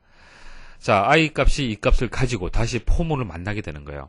여기서는 플러스 1이 되는 겁니다. 플러스 1. 자, 플러스 1이 되게 되면 얼마가 되는 겁니까? 3이 되는 거죠. 자, 현재 2가 되고요. 오타네요. 자, 현재 2에서 1이 증가되어서 3이 되는 겁니다. 자, 3값을 가지고 처리문을 만나게 됩니다. 자, 우변 계산하면 어떻게 되겠습니까? 3 플러스 3이 되기 때문에 6이 되겠죠. 그래서 i는 6이 되는 겁니다. 자, 6값을 가지고 다시 포문을 만납니다. 그럼 6에다가 플러스 1이 되죠. 7이 되겠네요. 7. 자, 그럼 우변을 또 계산하면 7 더하기 7이 되고 i는 14가 됩니다. 자, 여기서 잘 들으십시오. 자, i 값이 이제 14가 되어서 포문을 다시 만나잖아요. 그죠? 자, 만나서 먼저 해야 될 것은 플러스 1입니다. 플러스 1. 플러스 1을 해서 10하고 비교 판단하는 거예요. 아시겠죠? 자, 플러스 1을 하게 되면 i 값은 14에서 15가 됩니다. 맞죠? 그래서 i가 15라는 값을 가지기 때문에 더 이상 처리문을 반복하지 못합니다. 여기서 바로 포문을 빠져나오는 거예요. 그래서 i 값은요, 15로 해서 끝나는 겁니다. 그래서 정답은 3번이 되겠습니다. 공유 통합 문서 편집 작업 시 실행 가능한 작업으로 옳은 것은 뭐 몇 번 말씀을 드렸는데, 일단 공유 통합 문서라는 것은 이제 공동으로 작업을 하기 위해서 팀 단위로 작업을 한다든지 뭐 한 사람이 작업할 때는 공유할 필요 없잖아요. 그죠? 근데 여러 사람이 작업을 할 때는 이제 공유하는 경우가 있습니다. 자, 이렇게 공유를 하게 되면요. 데이터의 입력과 편집은 가능합니다. 그런데 뭐 조건부 서식, 차트, 시나리오, 부분합 자, 이런 기능들은 안 됩니다. 추가하거나 변경할 수가 없어요. 아시겠죠? 자, 그것만 아시면 됩니다. 그래서 입력된 데이터를 편집하는 거 가능해요. 그죠? 입력하고 편집은 가능하고요. 나머지는 안 됩니다. 그래서 1번이 정답이 되겠습니다. 다음 중 각 차트에 대한 설명으로 옳은 것은 자, 1번 묶은 세로 막대형 차트. 아래쪽에 보시면은 자, 이게 세로 막대로 되어 있죠. 자, 이게 묶은 세로 막대형 차트가 되겠습니다. 뭐 꺾은 선하고 이제 가장 많이 사용이 되는 그런 이제 차트의 형태가 되겠습니다. 자, 이렇게 묶은 세로 막대형으로 만들게 되면은 막대의 길이를 보고 바로 비교 분석하기가 편하죠. 각 항목, 국어 점수를 서로 비교 판단하기가 쉽습니다. 영어 점수 비교 판단하기 쉽잖아요. 그죠? 그래서 어떤 시점을 보고 이렇게 봤을 때, 이게 크고 이게 작다라고 비교 판단하기가 쉽습니다. 그래서 1번에 대한 설명이 맞아요. 특정한 시점에 항목 간의 값을 비교하고자 할 때 작성한다. 맞는 설명이 되겠습니다. 제가 뭐 강의 중에 설명드렸던 설명하고 조금 다를 수 있지만은 개념은 같아요. 그죠? 자, 2번. 꺾은 선형 차트. 자, 하나의 데이터 계열을 2개 이상의 선으로 표현해. 자, 이거 설명 틀렸네요. 2개가 아니죠. 1개죠. 보시면은 하나의 선으로. 국어라는 계열이 있다라면은 이 하나의 계열은요, 하나의 선으로 이렇게 표현이 돼야 됩니다. 그래서 2번은 틀렸습니다. 자, 일단 분산형. 자, 분산형은 항목의 값을 선으로 표시한다. 자, 분산형은 이런 거지 않습니까? 선이 아니죠. 점입니다. 자, 4번 방사형. 자, 3차원으로 작성할 수 있으며 각 계열마다 다른 색으로 채울 수 있다. 자, 이거 뒷부분은 설명 맞습니다. 근데 이 부분이 설명 틀렸습니다. 3차원은 안 돼요. 자, 방사형이 이런 것들이죠. 이런 이제 그 차트가 방사형인데요. 상당히 복잡합니다. 복잡하기 때문에 이것을 3차원, 그러니까 차트의 특성상 3차원으로 작성할 수 없어요. 기능 자체가 지원이 안 됩니다. 자, 방사형이란 것은 측정 요소 간의 균형 정도를 각각을 이제 비교할 때 적합하고요. 데이터 계열마다 가운데 요소에서 가운데서 뻗어나가는 축을 가지고 있으며 같은 계열의 값은 모두 선으로 연결된다. 자, 보시면 이렇게 수학 점수면은 수학 점수 이렇게 연결이 되죠. 자, 그리고 이제 방사형의 형태 중에서 채워진 방사형이라고 있습니다. 지금 현재는 채워지지 않았죠. 채우기 3개의 적용이 안 됐습니다. 그렇지만은 채워진 방사형을 선택을 하게 되면은 각 계열마다 다른 색으로 또 채울 수도 있습니다. 자, 그래서 정답은 이제 1번이 되겠습니다. 다음 중 엑셀의 인쇄 기능에 대한 설명으로 옳지 않은 것은 자, 엑셀 인쇄. 자, 1번 통합 문서에서 몇 개의 시트만 인쇄하려면 뭐 10개의 시트가 있는데 5개만 인쇄를 하겠다. 가능하죠. 자, 해당 시트를 그룹으로 설정한 후 인쇄 대화 상자에서 인쇄 대상을 선택 영역으로 설정한다. 이거 틀렸습니다. 인쇄 대화 상자에 보시면요. 선택한 영역을 인쇄할 수도 있고요. 선택한 시트를 인쇄할 수도 있습니다. 그리고 전체 통합 문서를 또 인쇄할 수도 있습니다. 그러면은 시트를 이제 인쇄를 하는 거잖아요. 그렇죠? 그러면은 이제 선택한 시트를 당연히 선택을 해야겠죠. 그래서 선택 영역이라는 설명이 틀렸습니다. 자, 2번 특정 행을 각 페이지의 가로 제목으로 사용하려면 페이지 설정의 시트 탭에서 반복할 행의 제목으로 사용할 셀을 지정한다. 우리 저 페이지 설정에 가시면은 뭐 페이지 탭, 여백 탭, 머리글, 바닥글, 시트 있잖아요. 그죠? 그래서 시트에 보시면은 보통 필드명 있잖아요. 뭐 학번, 뭐 이름, 뭐 주소 이런 것들, 그리고 데이터가 밑에 쭉 이렇게 보여지잖아요. 그죠? 그럼 이 제목 부분을 항상 고정하게 되면은 좀 보기 편합니다. 데이터를 보기 편해요. 다음 페이지로 갔을 때 만일 이것을 고정하지 않으면은 자, 이것을 제목을 이제 고정하지 않으면요. 만일 이게 여러 페이지, 만약 2페이지로 인쇄가 된다 하면은 첫 번째 페이지는 필드명이 있겠지만은 두 번째 페이지는 데이터밖에 보여지지 않습니다. 그렇죠?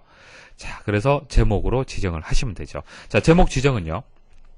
자, 시트 탭에 가시면은 인쇄 제목이라고 있습니다. 자, 행을 제목으로 지정하고 싶다. 그럼 반복할 행에다가 지정하시면 되고, 열을 제목으로 지정하고 싶다. 그럼 열 지정하시면 됩니다. 그래서 특정 행을 각 페이지의 가로 제목으로 사용을 한다는 얘기잖아요. 이것은 행을 뜻하는 거잖아요. 그죠? 그래서 시트 탭에 반복할 행의 제목, 자, 제목으로 사용할 셀을 지정하면 됩니다.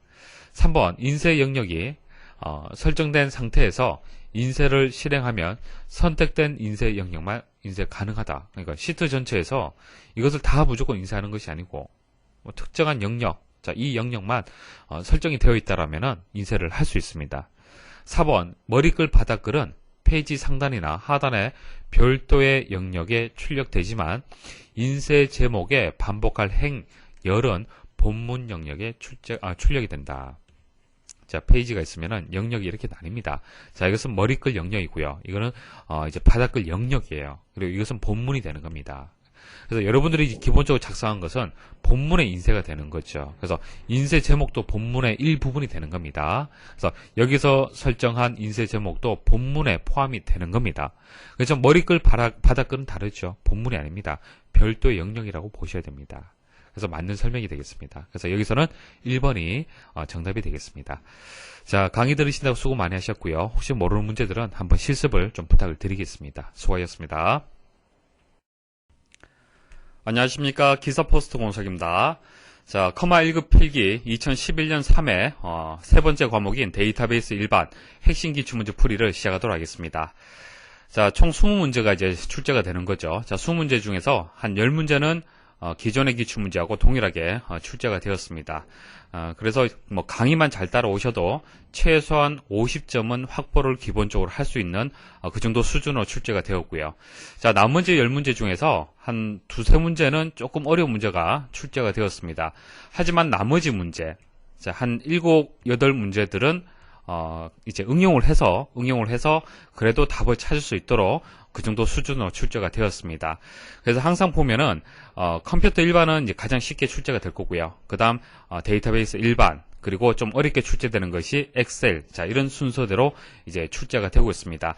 여러분들이 이제 학습을 하실 때, 최종적으로 마무리하실 때는 엑셀, 액세스, 그리고 컴퓨터 일반, 이런 순서대로 학습을 하시는 것이 좀 더 효과적이다, 그렇게 말씀을 드릴 수 있습니다. 다음 중 회원 테이블에 대한 다음 SQL문을 수행했을 때 출력 결과로 옳은 것은, 자, 단 성명 필드는 빈 문자열 허용이 예로 지정되어 있으며 필드 값이 널로 표시된 것은 문자열이 아닌 널 상태를 의미한다. 자, 뭐 문제 단 이하의 부분이 조금 어려울 수가 있는데요. 뭐 설명을 드리면 이렇습니다. 성명 필드가 있으면은 성명 필드에는 빈 문자열이 허용이 된다는 얘기입니다. 그러니까 데이터를 입력하지 않아도 된다는 얘기죠. 입력 안 할 수 있다는 얘기입니다. 그래서 이제 문자열이 아니다. 여기 보면 널이라고 입력이 되어 있는데, 널이란 것은 이제 그 문자열이 아니고요. 여기서 의미하는 것은 문자열이 아니고 값이 없다라는 그런 의미로 보시면 되겠습니다. 자, SQL문 한번 보도록 하죠. 자, 회원 테이블에서 자, 셀렉트를 하는 거네요. 자, 셀렉트를 하는데 distinct라는 키워드가 들어갔습니다. 자, distinct는 이제 중복을 제거하는 거죠. 중복을 제거하고 검색하라. 자, 그런 의미가 되겠습니다. 자, 검색하는 대상은요, count라는 함수를 이용을 했습니다. 자, 집계 함수인 count 함수를 이용을 했고, count 내에는 필드명이 들어갔는데 성명이 들어갔어요. 성명. 자, 그러면은, 자, count의 의미를 먼저 아셔야겠죠. 자, count가 우리 엑셀에서 의미하고요, 액세스에서 의미가 조금 다릅니다. 액세스에서는 레코드의 건수를 구하는 거죠. 레코드 건수. 자, 레코드의 건수를 구하는데 이제 별 표시가 들어가는 경우가 있고 필드명이 들어가는 경우가 있습니다. 별 표시가 들어가면은 널까지 포함을 해서 건수를 구하라는 뜻이 되는 거고요. 지금처럼 필드명이 들어가면은 널은 제외가 됩니다. 자, 그럼 어떻게 될까요? 널을 제외하고 하나, 둘, 세 건이 검색 결과로 반환이 될 겁니다. 자, 세 건이 이렇게 반환이 되는데, 문제는 distinct가 어떤 역할을 하느냐, 그게 중요한 거죠. 여러분들 생각을 할 때는 distinct가 있기 때문에 이라는 동일한 값, 자, 이것은 하나로 계산이 되지 않을까, 이렇게 생각할 수 있는데 그렇지 않습니다. 중요한 것은 count라는 직계 함수를 이용을 했을 때 반환되는 값이 중요한 겁니다. 반환되는 값은요, 숫자로 이제 숫자로 해서 하나의 데이터가 반환이 되는 거죠. 자, 보세요. 아래쪽 한번 보도록 하겠습니다. 자, 일반적으로 이 distinct라는 것을 사용을 할 때는요, 필드명이 이렇게 뒤에 바로 오죠. 바로 와서, 이제 테이블에서 학점을 검색을 하는데, 학점이 뭐 A, B, A, C, 이런 식으로 검색이 됐다. 그러면은 값이 4개가 되는 거죠. 자, 4개의 데이터 중에서 중복되는 것은 하나만 계산을 한다는 얘기입니다. 이해하시겠습니까? 자, 이런 의미로 해서 SQL문을 작성을 했을 때는 distinct가 제 역할을 하는 거지만은 지금과 같이 결과값이 하나일 때는 상관이 없어요. 그죠? 자, 이와 같은 경우에는 distinct가 하는 역할이 없습니다. 아무 의미가 없어요. 그래서 결과는 이제 3건, 3이 정답이 되겠습니다. 다음 중 기본 보기 속성을 통해 설정하는 폼의 종류에 대한 설명으로 옳지 않은 것은, 자, 폼 개체에서 이제 기본 보기 속성에 대한 문제가 되겠습니다. 자, 폼의 속성을 변경을 해서 폼의 종류를 바꿔보도록 하겠습니다. 폼 바깥쪽 부분에 오른쪽 클릭하시면 됩니다. 자, 현재는 폼의 이제 디자인 보기 상태가 되는 거고요. 자, 디자인 보기 상태에서 오른쪽 클릭을 하시면은 속성이 나오죠. 자, 속성에 들어가면은 이제 여기 선택 유형에 보시면 폼이라고 되어 있고요. 폼에 대한 속성을 이제 변경할 수 있는 이런 창이 보여집니다. 자, 이렇게 보셔도 되고요. 눈금선이 이제 교차되는 부분, 자, 이 부분에서 오른쪽 클릭을 해서 속성 들어가셔도 됩니다. 자, 형식에 보시면은 여러 가지 속성들이 있는데요. 자, 기본 보기 한번 보십시오. 자, 기본 보기 보시면은 연속 폼이라고 나와 있는데, 자, 연속 폼 외에 단일 폼, 뭐 데이터 시트, 피벗 테이블 이렇게 여러 개의 형식들이 나옵니다. 자, 이 중에서 시험에 자주 나오는 것은 단일 폼하고 연속 폼하고 데이터 시트. 자, 이렇게 3가지가 시험에 자주 출제가 되어 있죠. 그래서 이 3가지의 차이점은 분명히 여러분들 알고 계셔야 됩니다. 자, 그럼 단일 폼으로 한번 변경을 해보도록 하겠습니다. 자, 단일 폼으로 변경을 했을 때 과연 어떻게 바뀌는지 한번 보도록 하겠습니다. 자, 폼 보기 상태 한번 실행을 해보죠. 자, 폼 보기 상태로 보시면은 레코드가 어떻게 되었습니까? 자, 레코드 하나만 보여지는 거죠. 자, 그 다음, 자, 기본 보기 상태에서 다시 연속 폼으로 한번 변경을 해보겠습니다. 자, 연속 폼으로 변경을 하니까 레코드가 여러 개 이렇게 한 화면에 보여진다는 것을 알 수가 있습니다. 자, 그래서 단일 폼하고 연속 폼은 분명히 구분이 되죠. 단일 폼은 레코드 하나, 연속 폼은 레코드가 연속적으로 보여지는 겁니다. 자, 그럼 데이터 시트는 어떻게 보여질까요? 한번 변경을 해보겠습니다. 자, 데이터 시트로 변경을 했는데 적용이 안 됐죠. 자, 이렇게 되었을 때는 일단 창을 닫으십시오. 창을 닫으시고요. 다시 실행을 하십시오. 폼을 다시 실행을 해보시면은 데이터 시트로 선택이 되어 있는 상태이기 때문에 지금처럼 이렇게 보여지는 겁니다. 자, 이것은 마치 엑셀에서 이제 행과 열로 구분되는 그런 이제 워크시트 형식으로 해서 보여지는 거죠. 자, 다시 정리를 해드리면요. 단일 폼은 레코드를 한 번에 하나씩 표시가 되는 겁니다. 자, 그리고 연속 폼은 여러 레코드를 한 화면에 표시할 수 있는 거고요. 데이터 시트는 스프레드 시트처럼 이제 행과 열로 해서 이제 보여지는 형식이 되는 겁니다. 자, 이제 특징 각각 아시겠죠? 한번 보기 보도록 하겠습니다. 자, 단일 폼은 한 번에 한 개의 레코드만을 표시한다. 맞죠? 자, 연속 폼은 현재 창을 채울 만큼 여러 개의 레코드를 표시한다. 맞습니다. 자, 데이터 시트 형식은 스프레드 시트처럼 행과 열로 필드를 표시한다. 맞습니다.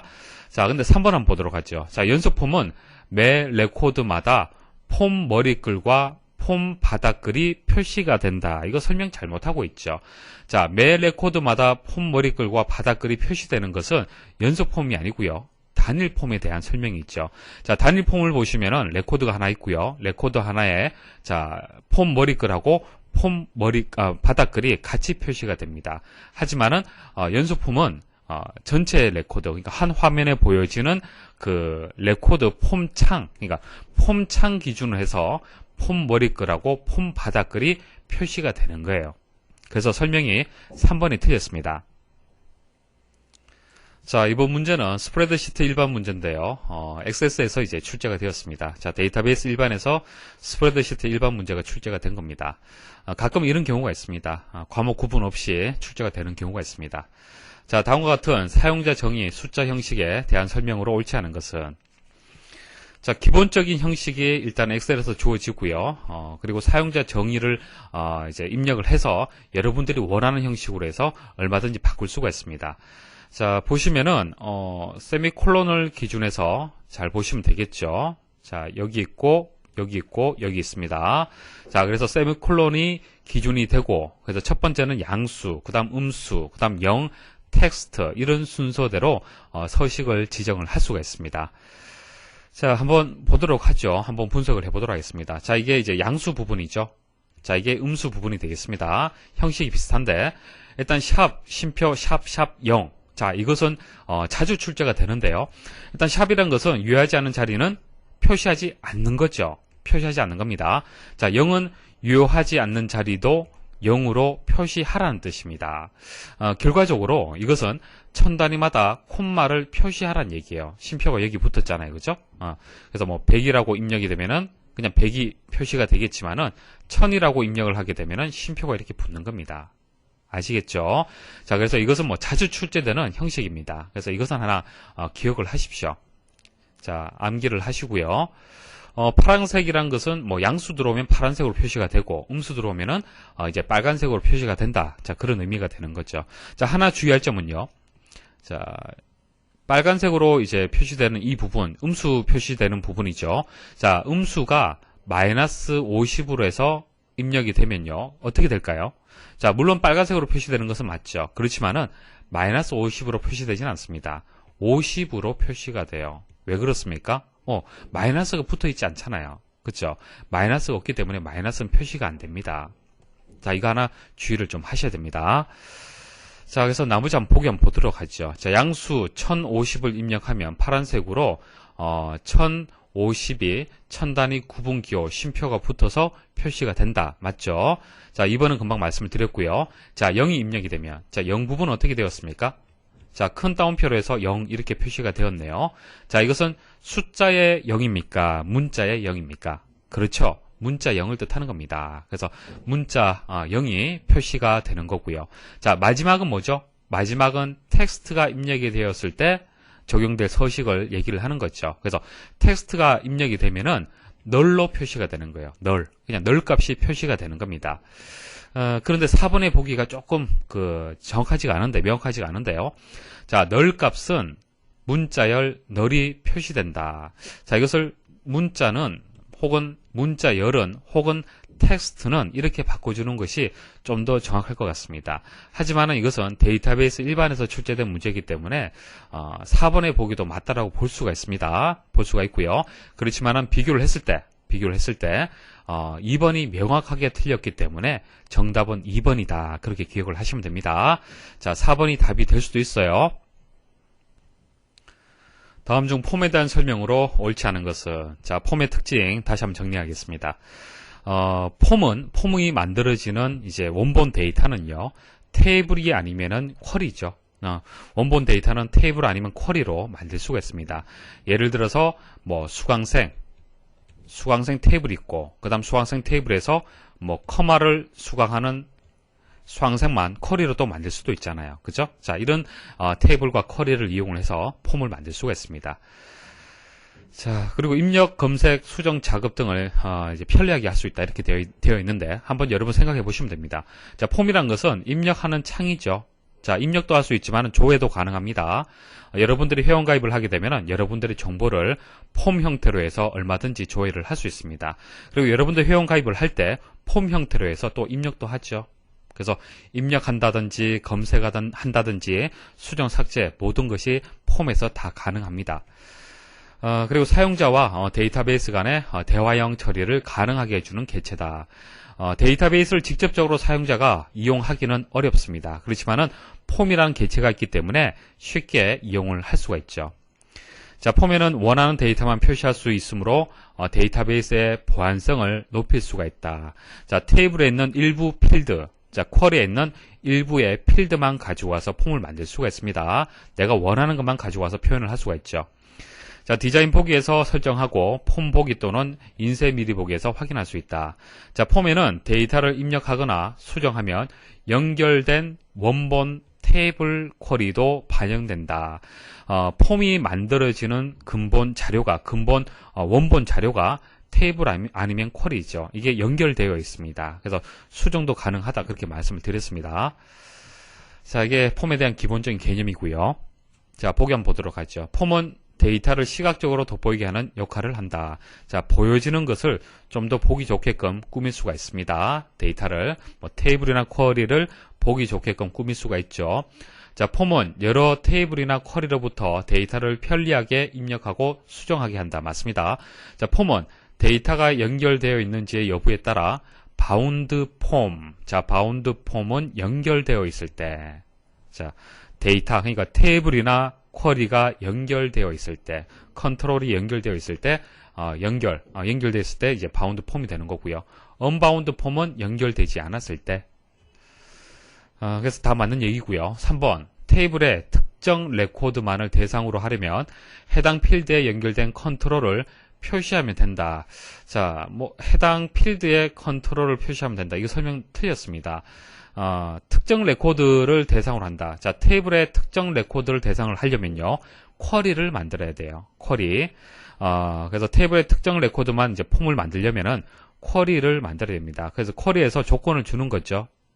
자, 점수가 80점 이상인 레코드. 자, 전체 레코드에서, 전체 테이블에서 80점 이상인 레코드만 쿼리로 만드는 거예요. 그러면은 그것만 가지고 폼을 만드시면 됩니다. 그러면은 특정 레코드만을 대상으로 해서 이제 폼을 만들 수가 있는 거죠. 그래서 3번에 대한 설명이 틀렸습니다. 다음 중 폼에서 특정 컨트롤에 표시된 데이터를 수정할 수 없도록 하기 위한 설명으로 옳지 않은 것은, 기본적으로 폼이 만들어지면은 컨트롤의 값을 수정할 수가 있죠. 수정하게 되면은 원본 테이블이나 쿼리에 반영이 됩니다. 원본 데이터가 수정이 되는 겁니다. 자, 그런데 수정하지 않도록 할 수가 있어요.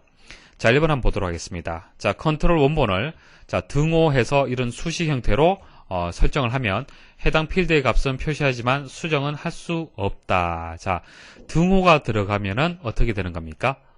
수식으로 인식을 하는 거죠. 그래서 계산 컨트롤이 되는 겁니다. 자, 계산 컨트롤은 텍스트 상자 컨트롤 원본에, 자, 텍스트 상자에서 컨트롤 원본에 보시면은 만일 바운드가 되면은 그냥 필드명만 입력이 되는 거죠. 필드명만 입력이 되면은 그것은 그냥 바운드가 되는 거예요. 바운드 컨트롤이 되는 건데, 등호가 들어가잖아요. 등호가 들어가면은 이제 계산 컨트롤이 되는 겁니다. 자, 이렇게 수식으로 지정이 되면은 계산 컨트롤이 만들어지고요. 사용자가 값을 직접 입력할 수는 없어요. 수정할 수 없습니다. 왜 그렇습니까? 자, 등호라는 것은, 등호가 입력이 되면요, 여러 개의 이제 필드의 값이라든지 나누기, 더셈 이렇게 해서 결과가 만들어지는 겁니다. 그래서 이 결과를 수정을 한들 원본 데이터를 수정을 할 수는 없어요. 아시겠습니까? 그래서 수정할 수가 없습니다. 자, 계산 컨트롤은 수정할 수 없다라고 기억을 하셔야 되고요. 자, 2번. 컨트롤 원본을 비워두면 값은 입력받을 수 있지만 표시된 값은 수정할 수 없다. 자, 보도록 하겠습니다. 자, 연봉의 텍스트 상자에서 지금 현재 바운드 되어 있죠. 자, 연봉 필드의 값을 가지고 와서 바운드가 되어 있는 상태입니다. 이것을 한번 바꿔주도록 하겠습니다. 자, 컨트롤 원본이 연봉으로 되어 있죠. 자, 이것을 한번 지워보겠습니다. 자, 지우게 되면 어떻게 되겠습니까? 자, 보시면 아시겠지만 언바운드로 표시가 되고요. 자, 폼 보기에 가시면은 데이터가 입력되지 않습니다. 이 상태에서 데이터 입력을 한번 해볼게요. 자, 연봉 입력을 해보겠습니다. 자, 이렇게 입력을 하게 되면은 나머지 레코드의 값들도 다 수정이 됩니다. 그래서 값이 일단 입력이 됐죠. 입력되고요. 한번 수정을 해볼게요. 자, 이 값을 한번 넣어보겠습니다. 어떻게 되었습니까? 수정도 되었죠. 그래서 이제 비워져 있다라면은 값을 입력도 할 수도 있고 수정도 가능합니다. 자, 그래서 2번이 정답이 되겠네요. 자, 수정할 수는 없다가 아니고 수정할 수 있다라고 해야 됩니다. 자, 3번. 폼에 이제 편집 가능 속성을 아니오로 지정하면 폼의 컨트롤의 값을 수정할 수 없다. 각각의 컨트롤들을 컨트롤 원본을 가지고 어떻게 뭐 그 값을 이제 변경을 해서 입력할 수 없도록 할 수도 있고 수정할 수 없도록 할 수도 있고 그리고 각각의 컨트롤에 속성 값을 변경을 해서 입력할 수 없도록 할 수도 있습니다. 하지만은 폼 자체적으로도 기능이 있습니다. 폼 자체적으로 편집 가능이라는 속성이 있어요. 그 속성을 아니오라고 설정을 하게 되면은 편집이라는 것은 수정을 뜻하는 거잖아요. 그죠? 그래서 수정할 수가 없는 겁니다. 자, 오른쪽 그림 한번 보십시오. 자, 오른쪽 그림은 폼 속성이 되는 겁니다. 컨트롤 속성이 아니고 폼 속성에 가시면은 추가 가능, 삭제 가능, 편집 가능이라는 속성 값이 있습니다. 자, 추가 가능을 아니오라고 하게 되면 추가할 수가 없는 거고요. 삭제 가능을 아니오라고 하게 되면은 삭제할 수 없는 겁니다. 그리고 편집 가능을 아니오라고 하게 되면은 이제 편집이라는 것은 수정을 뜻하기 때문에 수정할 수 없습니다. 그래서 수정할 수 없다라는 설명이 맞습니다. 그래서 폼에서 전체적으로 컨트롤 전체를 수정할 수 없도록 막을 수가 있고요. 자, 그다음 잠금 속성을 true로 지정하면, 자, 여기서 잠금 속성이라는 것은 컨트롤 속성을 얘기를 하는 겁니다. 자, 문제에서 특정 컨트롤 이렇게 얘기를 했기 때문에 컨트롤 속성이라고 생각을 하시면 됩니다. 자, 컨트롤 속성에서 잠금 속성이라는 게 있어요. 잠금 속성. 자, 말 그대로 잠근다는 얘기는 수정할 수 없도록 한다는 얘기입니다. 그렇죠? 자, 그 값이 true라고 되어 있다라면 수정할 수 없습니다.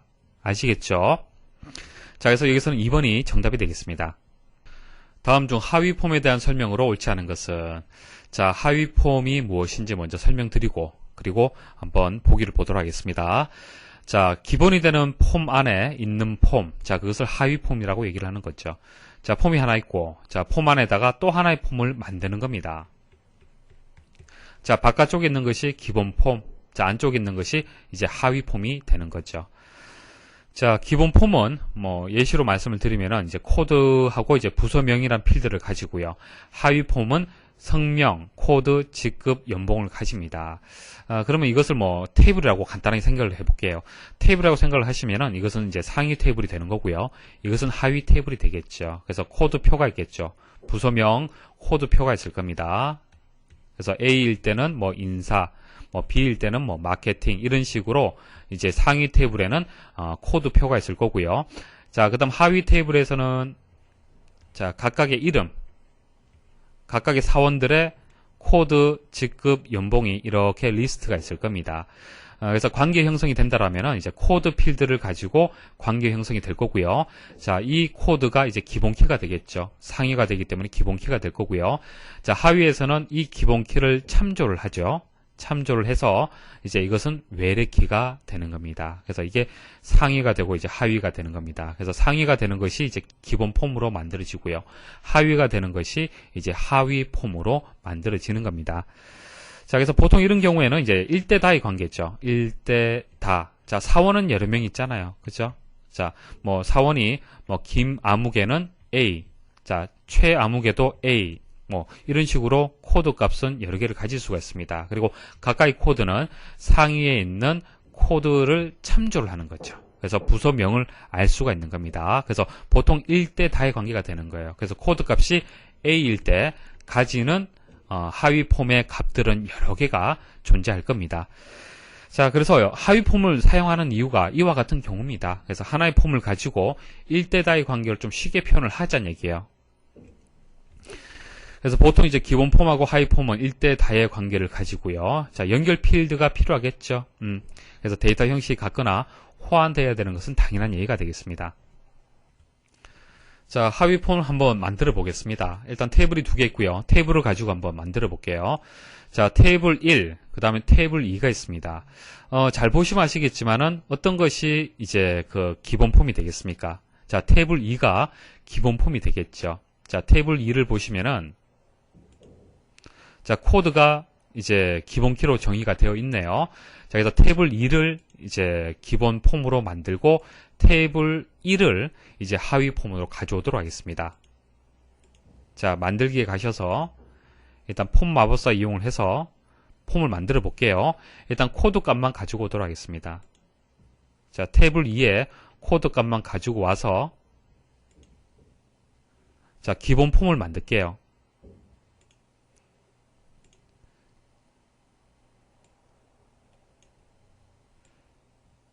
자, 이렇게 기본 폼을 만들었고요.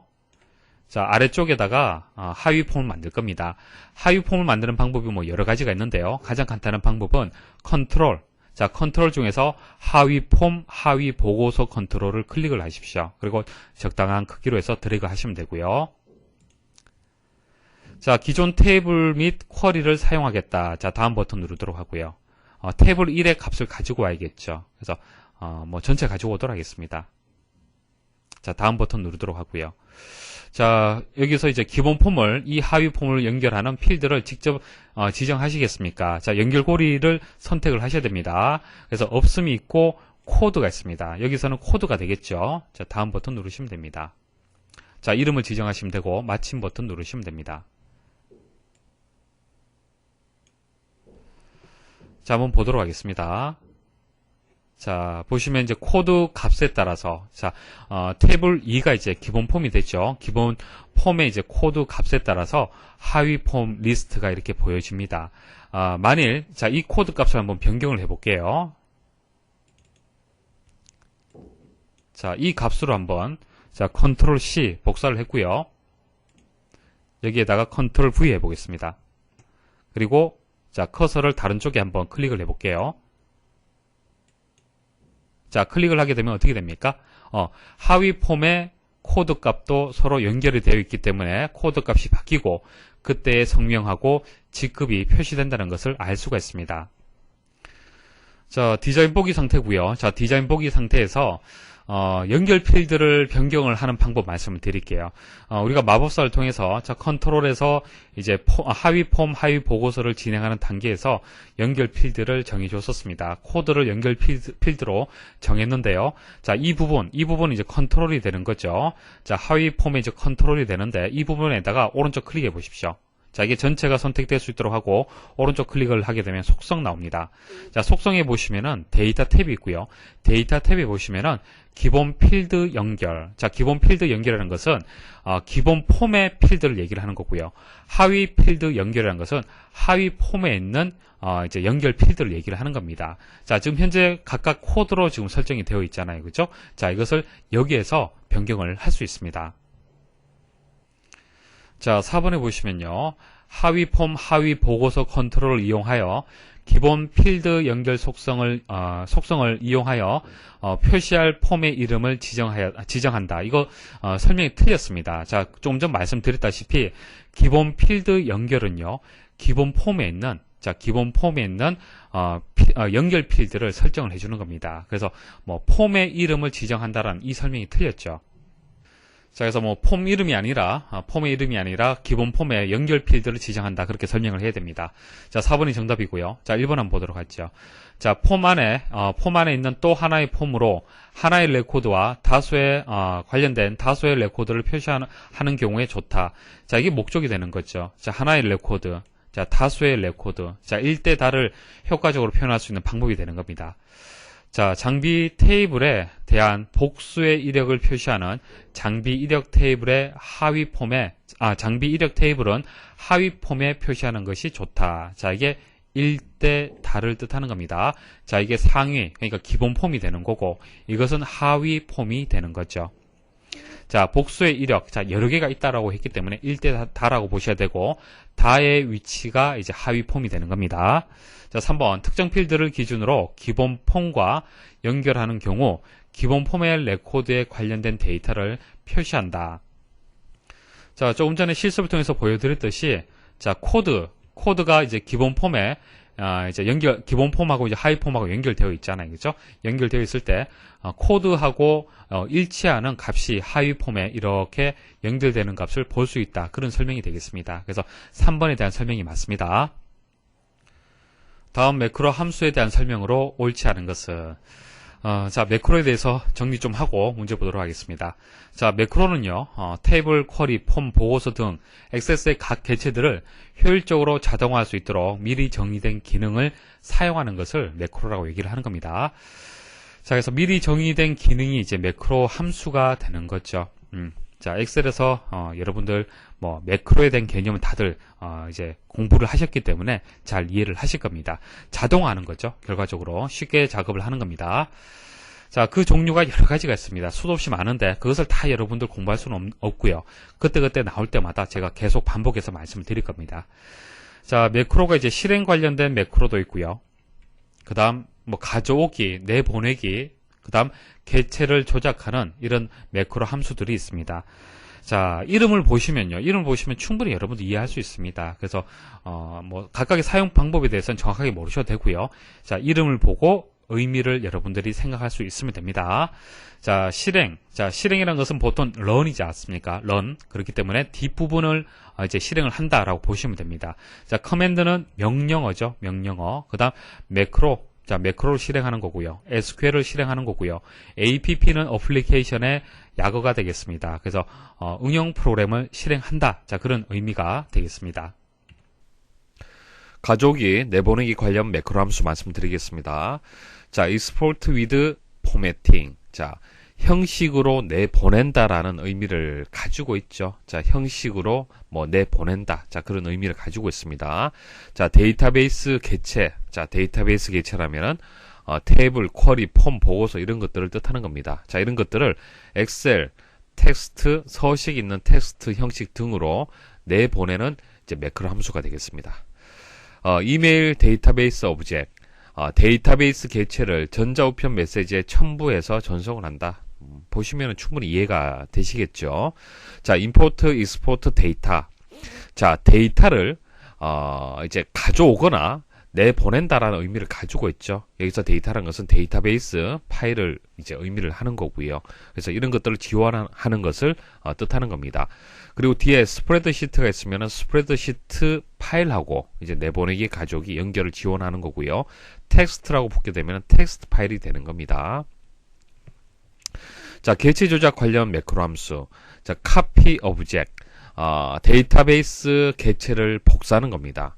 자, open 폼을 여는 거고요. 오픈 레포트 보고서가 되고 오픈 쿼리를 실행하라. 자, 쿼리를 연다는 얘기는 쿼리를 실행한다라는 그런 뜻이 되겠습니다. 자, 리쿼리. 자, 쿼리를 다시 실행한다라는 의미를 가지고 있는데, 자, 개체의 컨트롤 원본을 갱신해라. 자, 폼이 되든 보고서가 되든 컨트롤 원본이 있겠죠. 자, 그 컨트롤 원본을 갱신해라, 리쿼리해라. 자, 그런 의미가 되겠습니다. 자, 일단 정답은 1번이 되겠습니다. 자, 리쿼리는 자, 갱신이라는 의미가 있습니다. 그래서 그 컨트롤 원본의 데이터를 최신의 데이터로 바꿔주는 건 맞아요. 갱신한다는 의미가 맞습니다. 그렇지만은 뒷부분에 레코드가 처음으로 이동한다라는 설명은 틀렸습니다. 그러니까 레코드가 여러 개가 있으면은 레코드 포인터가 이렇게 만들어지죠. 레코드 포인터가 있는데, 자, 이 레코드 포인터하고는 리쿼리하고는 전혀 상관이 없습니다. 아시겠습니까? 상관이 없는 것을 명시를 했기 때문에 1번이 틀렸습니다. 자, 2번. 지정한 데이터베이스 개체를 다른 액세스 데이터베이스나 현재 데이터베이스에 새 이름으로 복사하기 위해서는 copy object 함수를 이용한다. 자, 복사라고 했잖아요. 그죠? 복사한다. 자, 데이터베이스를 복사한다 라고 했기 때문에 copy object 함수를 이용한다라는 설명이 맞습니다. 자, 디자인 보기나 미리 보기 상태로 함수를 보고서를 연다. 자, 보고서를 연다. 뭐죠? 오픈 레포트가 되는 겁니다. 맞죠? 자, 그리고 오픈 쿼리는 쿼리를 실행하는 거죠. 그래서 저장해 놓은 실행함수 쿼리를 실행한다. 자, 맞는 설명이 되겠습니다. 다음 중 프로시저에 대한 설명으로 옳지 않은 것은, 자, 프로시저의 정의는요, 뭐 쉽게 말씀드리면 프로그램이다. 그렇게 볼 수가 있고요. 자, 오른쪽에 보시면 간단한 프로시저가 있습니다. 자, 서브로 시작을 해서 엔드 서브로 닫히게 되고요. 자, 이것은 프로시저의 이름이 되는 거고요. 자, 이 안쪽이 이제 명령문이 되는 거죠. 자, i라는 변수를 선언하는 부분이 되는 겁니다. 자, 인티저라는 것은 정수형이 되는 거죠. 그래서 i라는 변수를 정수형으로 선언을 하고 for next 문에서 반복시키는 그런 이제 명령문 구조를 가지고 있습니다. 자, 이게 프로시저가 되는 거고요.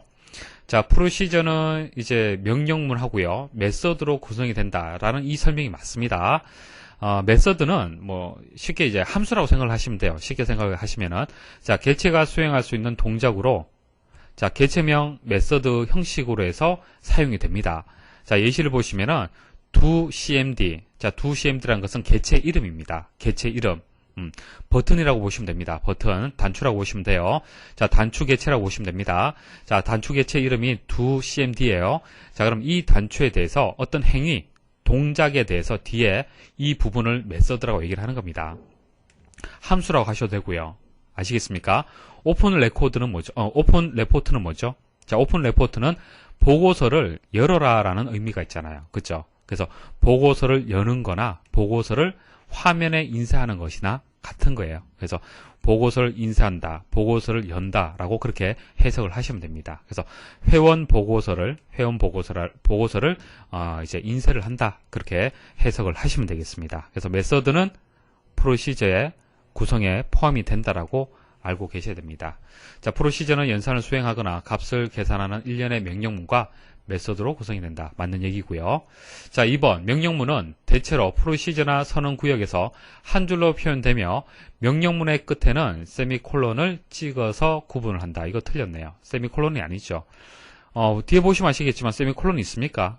없잖아요. 그죠? 세미콜론은 우리 SQL에서 사용을 했던 그런 구분 기호였습니다. 자, 3번 이벤트 프로시저는 특정 개체가 해당 이벤트가 발생하면 자동적으로 실행되나 다른 프로시저에서도 이를 호출하여 실행할 수 있다. 자, 이거 맞는 설명인데요. 여기서 호출한 얘기를 잘 이해를 하셔야 됩니다. 자, 일단 이벤트 프로시저라는 것이 특정 개체에 해당 이벤트가 발생하면 자동적으로 실행이 된다는 것은 여러분들 아시겠죠. 자, 이벤트가 어떤 의미가 있습니까? 사건을 의미를 하잖아요. 그렇죠? 사건. 만일 컨트롤, 단추 컨트롤에 있다면 단추 컨트롤을 클릭한다는 것은 하나의 사건이 되는 겁니다. 그게 이벤트가 되는 거예요. 자, 그 이벤트를 이용해서 만든 것이 이벤트 프로시저가 되는 겁니다. 자, 이벤트가 발생하면 발생하는 프로시저, 실행되는 프로시저. 그래서 오른쪽에 보시면은 CMD 실행. 자, 이것은 단추 컨트롤의 이름입니다. 자, 개체가 들어오고요. 자, 뒤에는 이벤트가 들어가는 거죠. 자, 이 개체를 클릭했을 때 실행을 하라. 자, 그런 이제 이벤트 프로시저가 되겠습니다. 자, 그런데 여기서 호출이라는 의미가 중요한 이유가요. 이 프로시저를 하나 만들고요. 만일 여러분들이 또 다른 프로시저를 만드는데, 자, 그 버튼을 클릭을 했을 때 실행이 되는 이 프로시저가 또 필요합니다. 자, 또 필요하다라면은 그때마다 이렇게 코드를 입력하지 않고요. 자, 이것을 그대로 가지고 와서 호출해서 쓸 수가 있습니다. 자, 이렇게 호출해서 쓰게 되면 어떤 이점이 있습니까? 자, 호출하면은 필요할 때마다 프로시저를 만들 필요가 있습니까? 없습니까? 만들 필요 없죠. 그냥 가지고 오면 되는 거예요.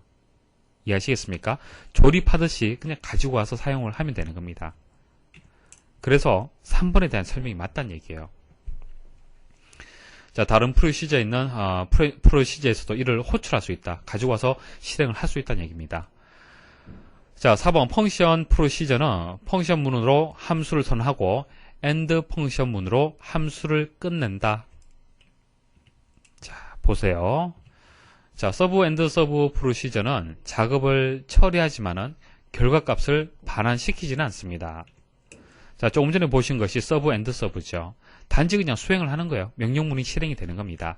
그렇지만 펑션 엔드 펑션 프로시저는요, 함수입니다. 이것은 함수죠. 내장 함수가 되는, 사용자 정의 함수가 되는 겁니다. 그러니까 내장 함수라는 것은 프로그램 내부에 미리 만들어진 함수가 되는 거고, 사용자 정의 함수라는 것은 내가 필요해서 만드는 거죠. 자, 함수를 생각을 해보시면 아시겠지만은, 내장 함수 생각해 보시면 아시겠지만은, 함수가 하나 있으면은, A라는 함수가 하나 있으면은, 인수라는 값을 받는 거죠. 자, 인수라는 값을 받아서 그 결과를 되돌려주는 겁니다.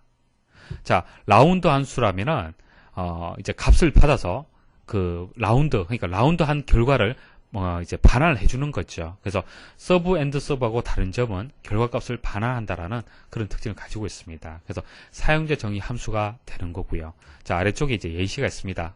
자, 이렇게 시작과 끝이 되는 거고요. 인수값을 받아서 매출 총 이익률을 계산하는 사용자 정의 이제 함수 예시가 되겠습니다. 그래서 4번에 대한 설명이 맞습니다. 그래서 2번이 정답이 되겠습니다. 전통적인 파일 처리 방법에 비해 데이터베이스를 이용하는 경우에 장점으로 가장 거리가 먼 것은, 자, 전통적인 파일 처리 시스템이 뭐죠? 파일 시스템을 얘기를 하는 거예요. 그 다음 데이터베이스 시스템을 얘기를 하는 겁니다. 자, 차이점. 여러분 잘 아시죠? 파일 시스템은 종속성을 가지고 있습니다. 종속되어 있습니다. 자, 파일하고, 자, 응용 프로그램하고 서로 종속이 되어 있죠. 응용 프로그램 1하고 파일 1하고 2하고 2하고 3하고 3하고 이렇게 다 서로 종속성을 가집니다. 그래서 이 파일이 하나 수정이 되면은 해당 응용 프로그램도 수정을 해야 돼요. 자, 2번 응용 프로그램이 수정이 된다라면은 해당 파일도 같이 수정이 돼야 되는 겁니다. 알겠습니까? 구조가 바뀌면 해당 파일의 구조 그리고 응용 프로그램의 구조도 바뀌어야 되는 겁니다. 자, 이게 파일 시스템의 가장 큰 문제점이었죠. 그래서 데이터베이스 관리 시스템을 이용을 해서 구성을 하게 되면 이렇게 구성을 할 수가 있습니다. 자, 중간에 데이터베이스 관리 시스템이 있고요. 자, 파일을 모아둔 데이터베이스가 있습니다. 자, 기존에는 응용 프로그램 1하고 파일 1하고 자, 응용 프로그램 2하고 파일 2하고 이런 식으로 종속성을 가졌지만은 이제는 데이터베이스로 만들었기 때문에 데이터베이스 관리 시스템이 데이터베이스를 관리를 해주는 거예요. 자, 이런 식으로 서로 이제 커뮤니케이션이 되는 겁니다. 됐죠, 그죠?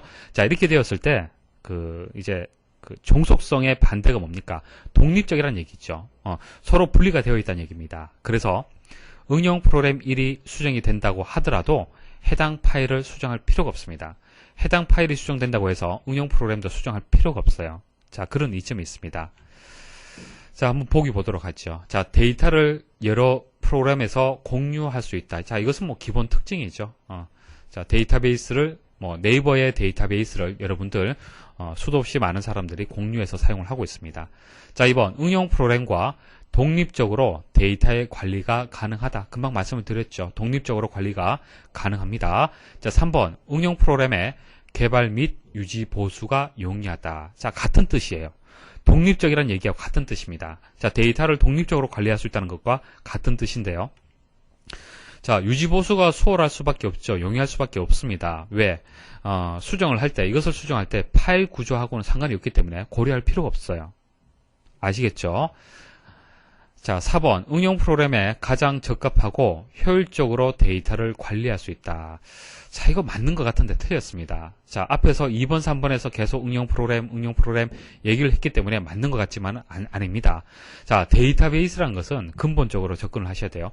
데이터베이스라는 것은 특정 조직에서 사용하는 시스템을 얘기를 하는 겁니다. 그래서 조직에서 제대로 수행할 수 있도록 기능을 수행을 하기 적합하도록 효율적으로 할 수 있도록 관리해 주는 것이 데이터베이스 시스템이 되는 거예요. 그래서 조직이 되는 것이지 응용 프로그램이 목적이 되는 것은 아닙니다.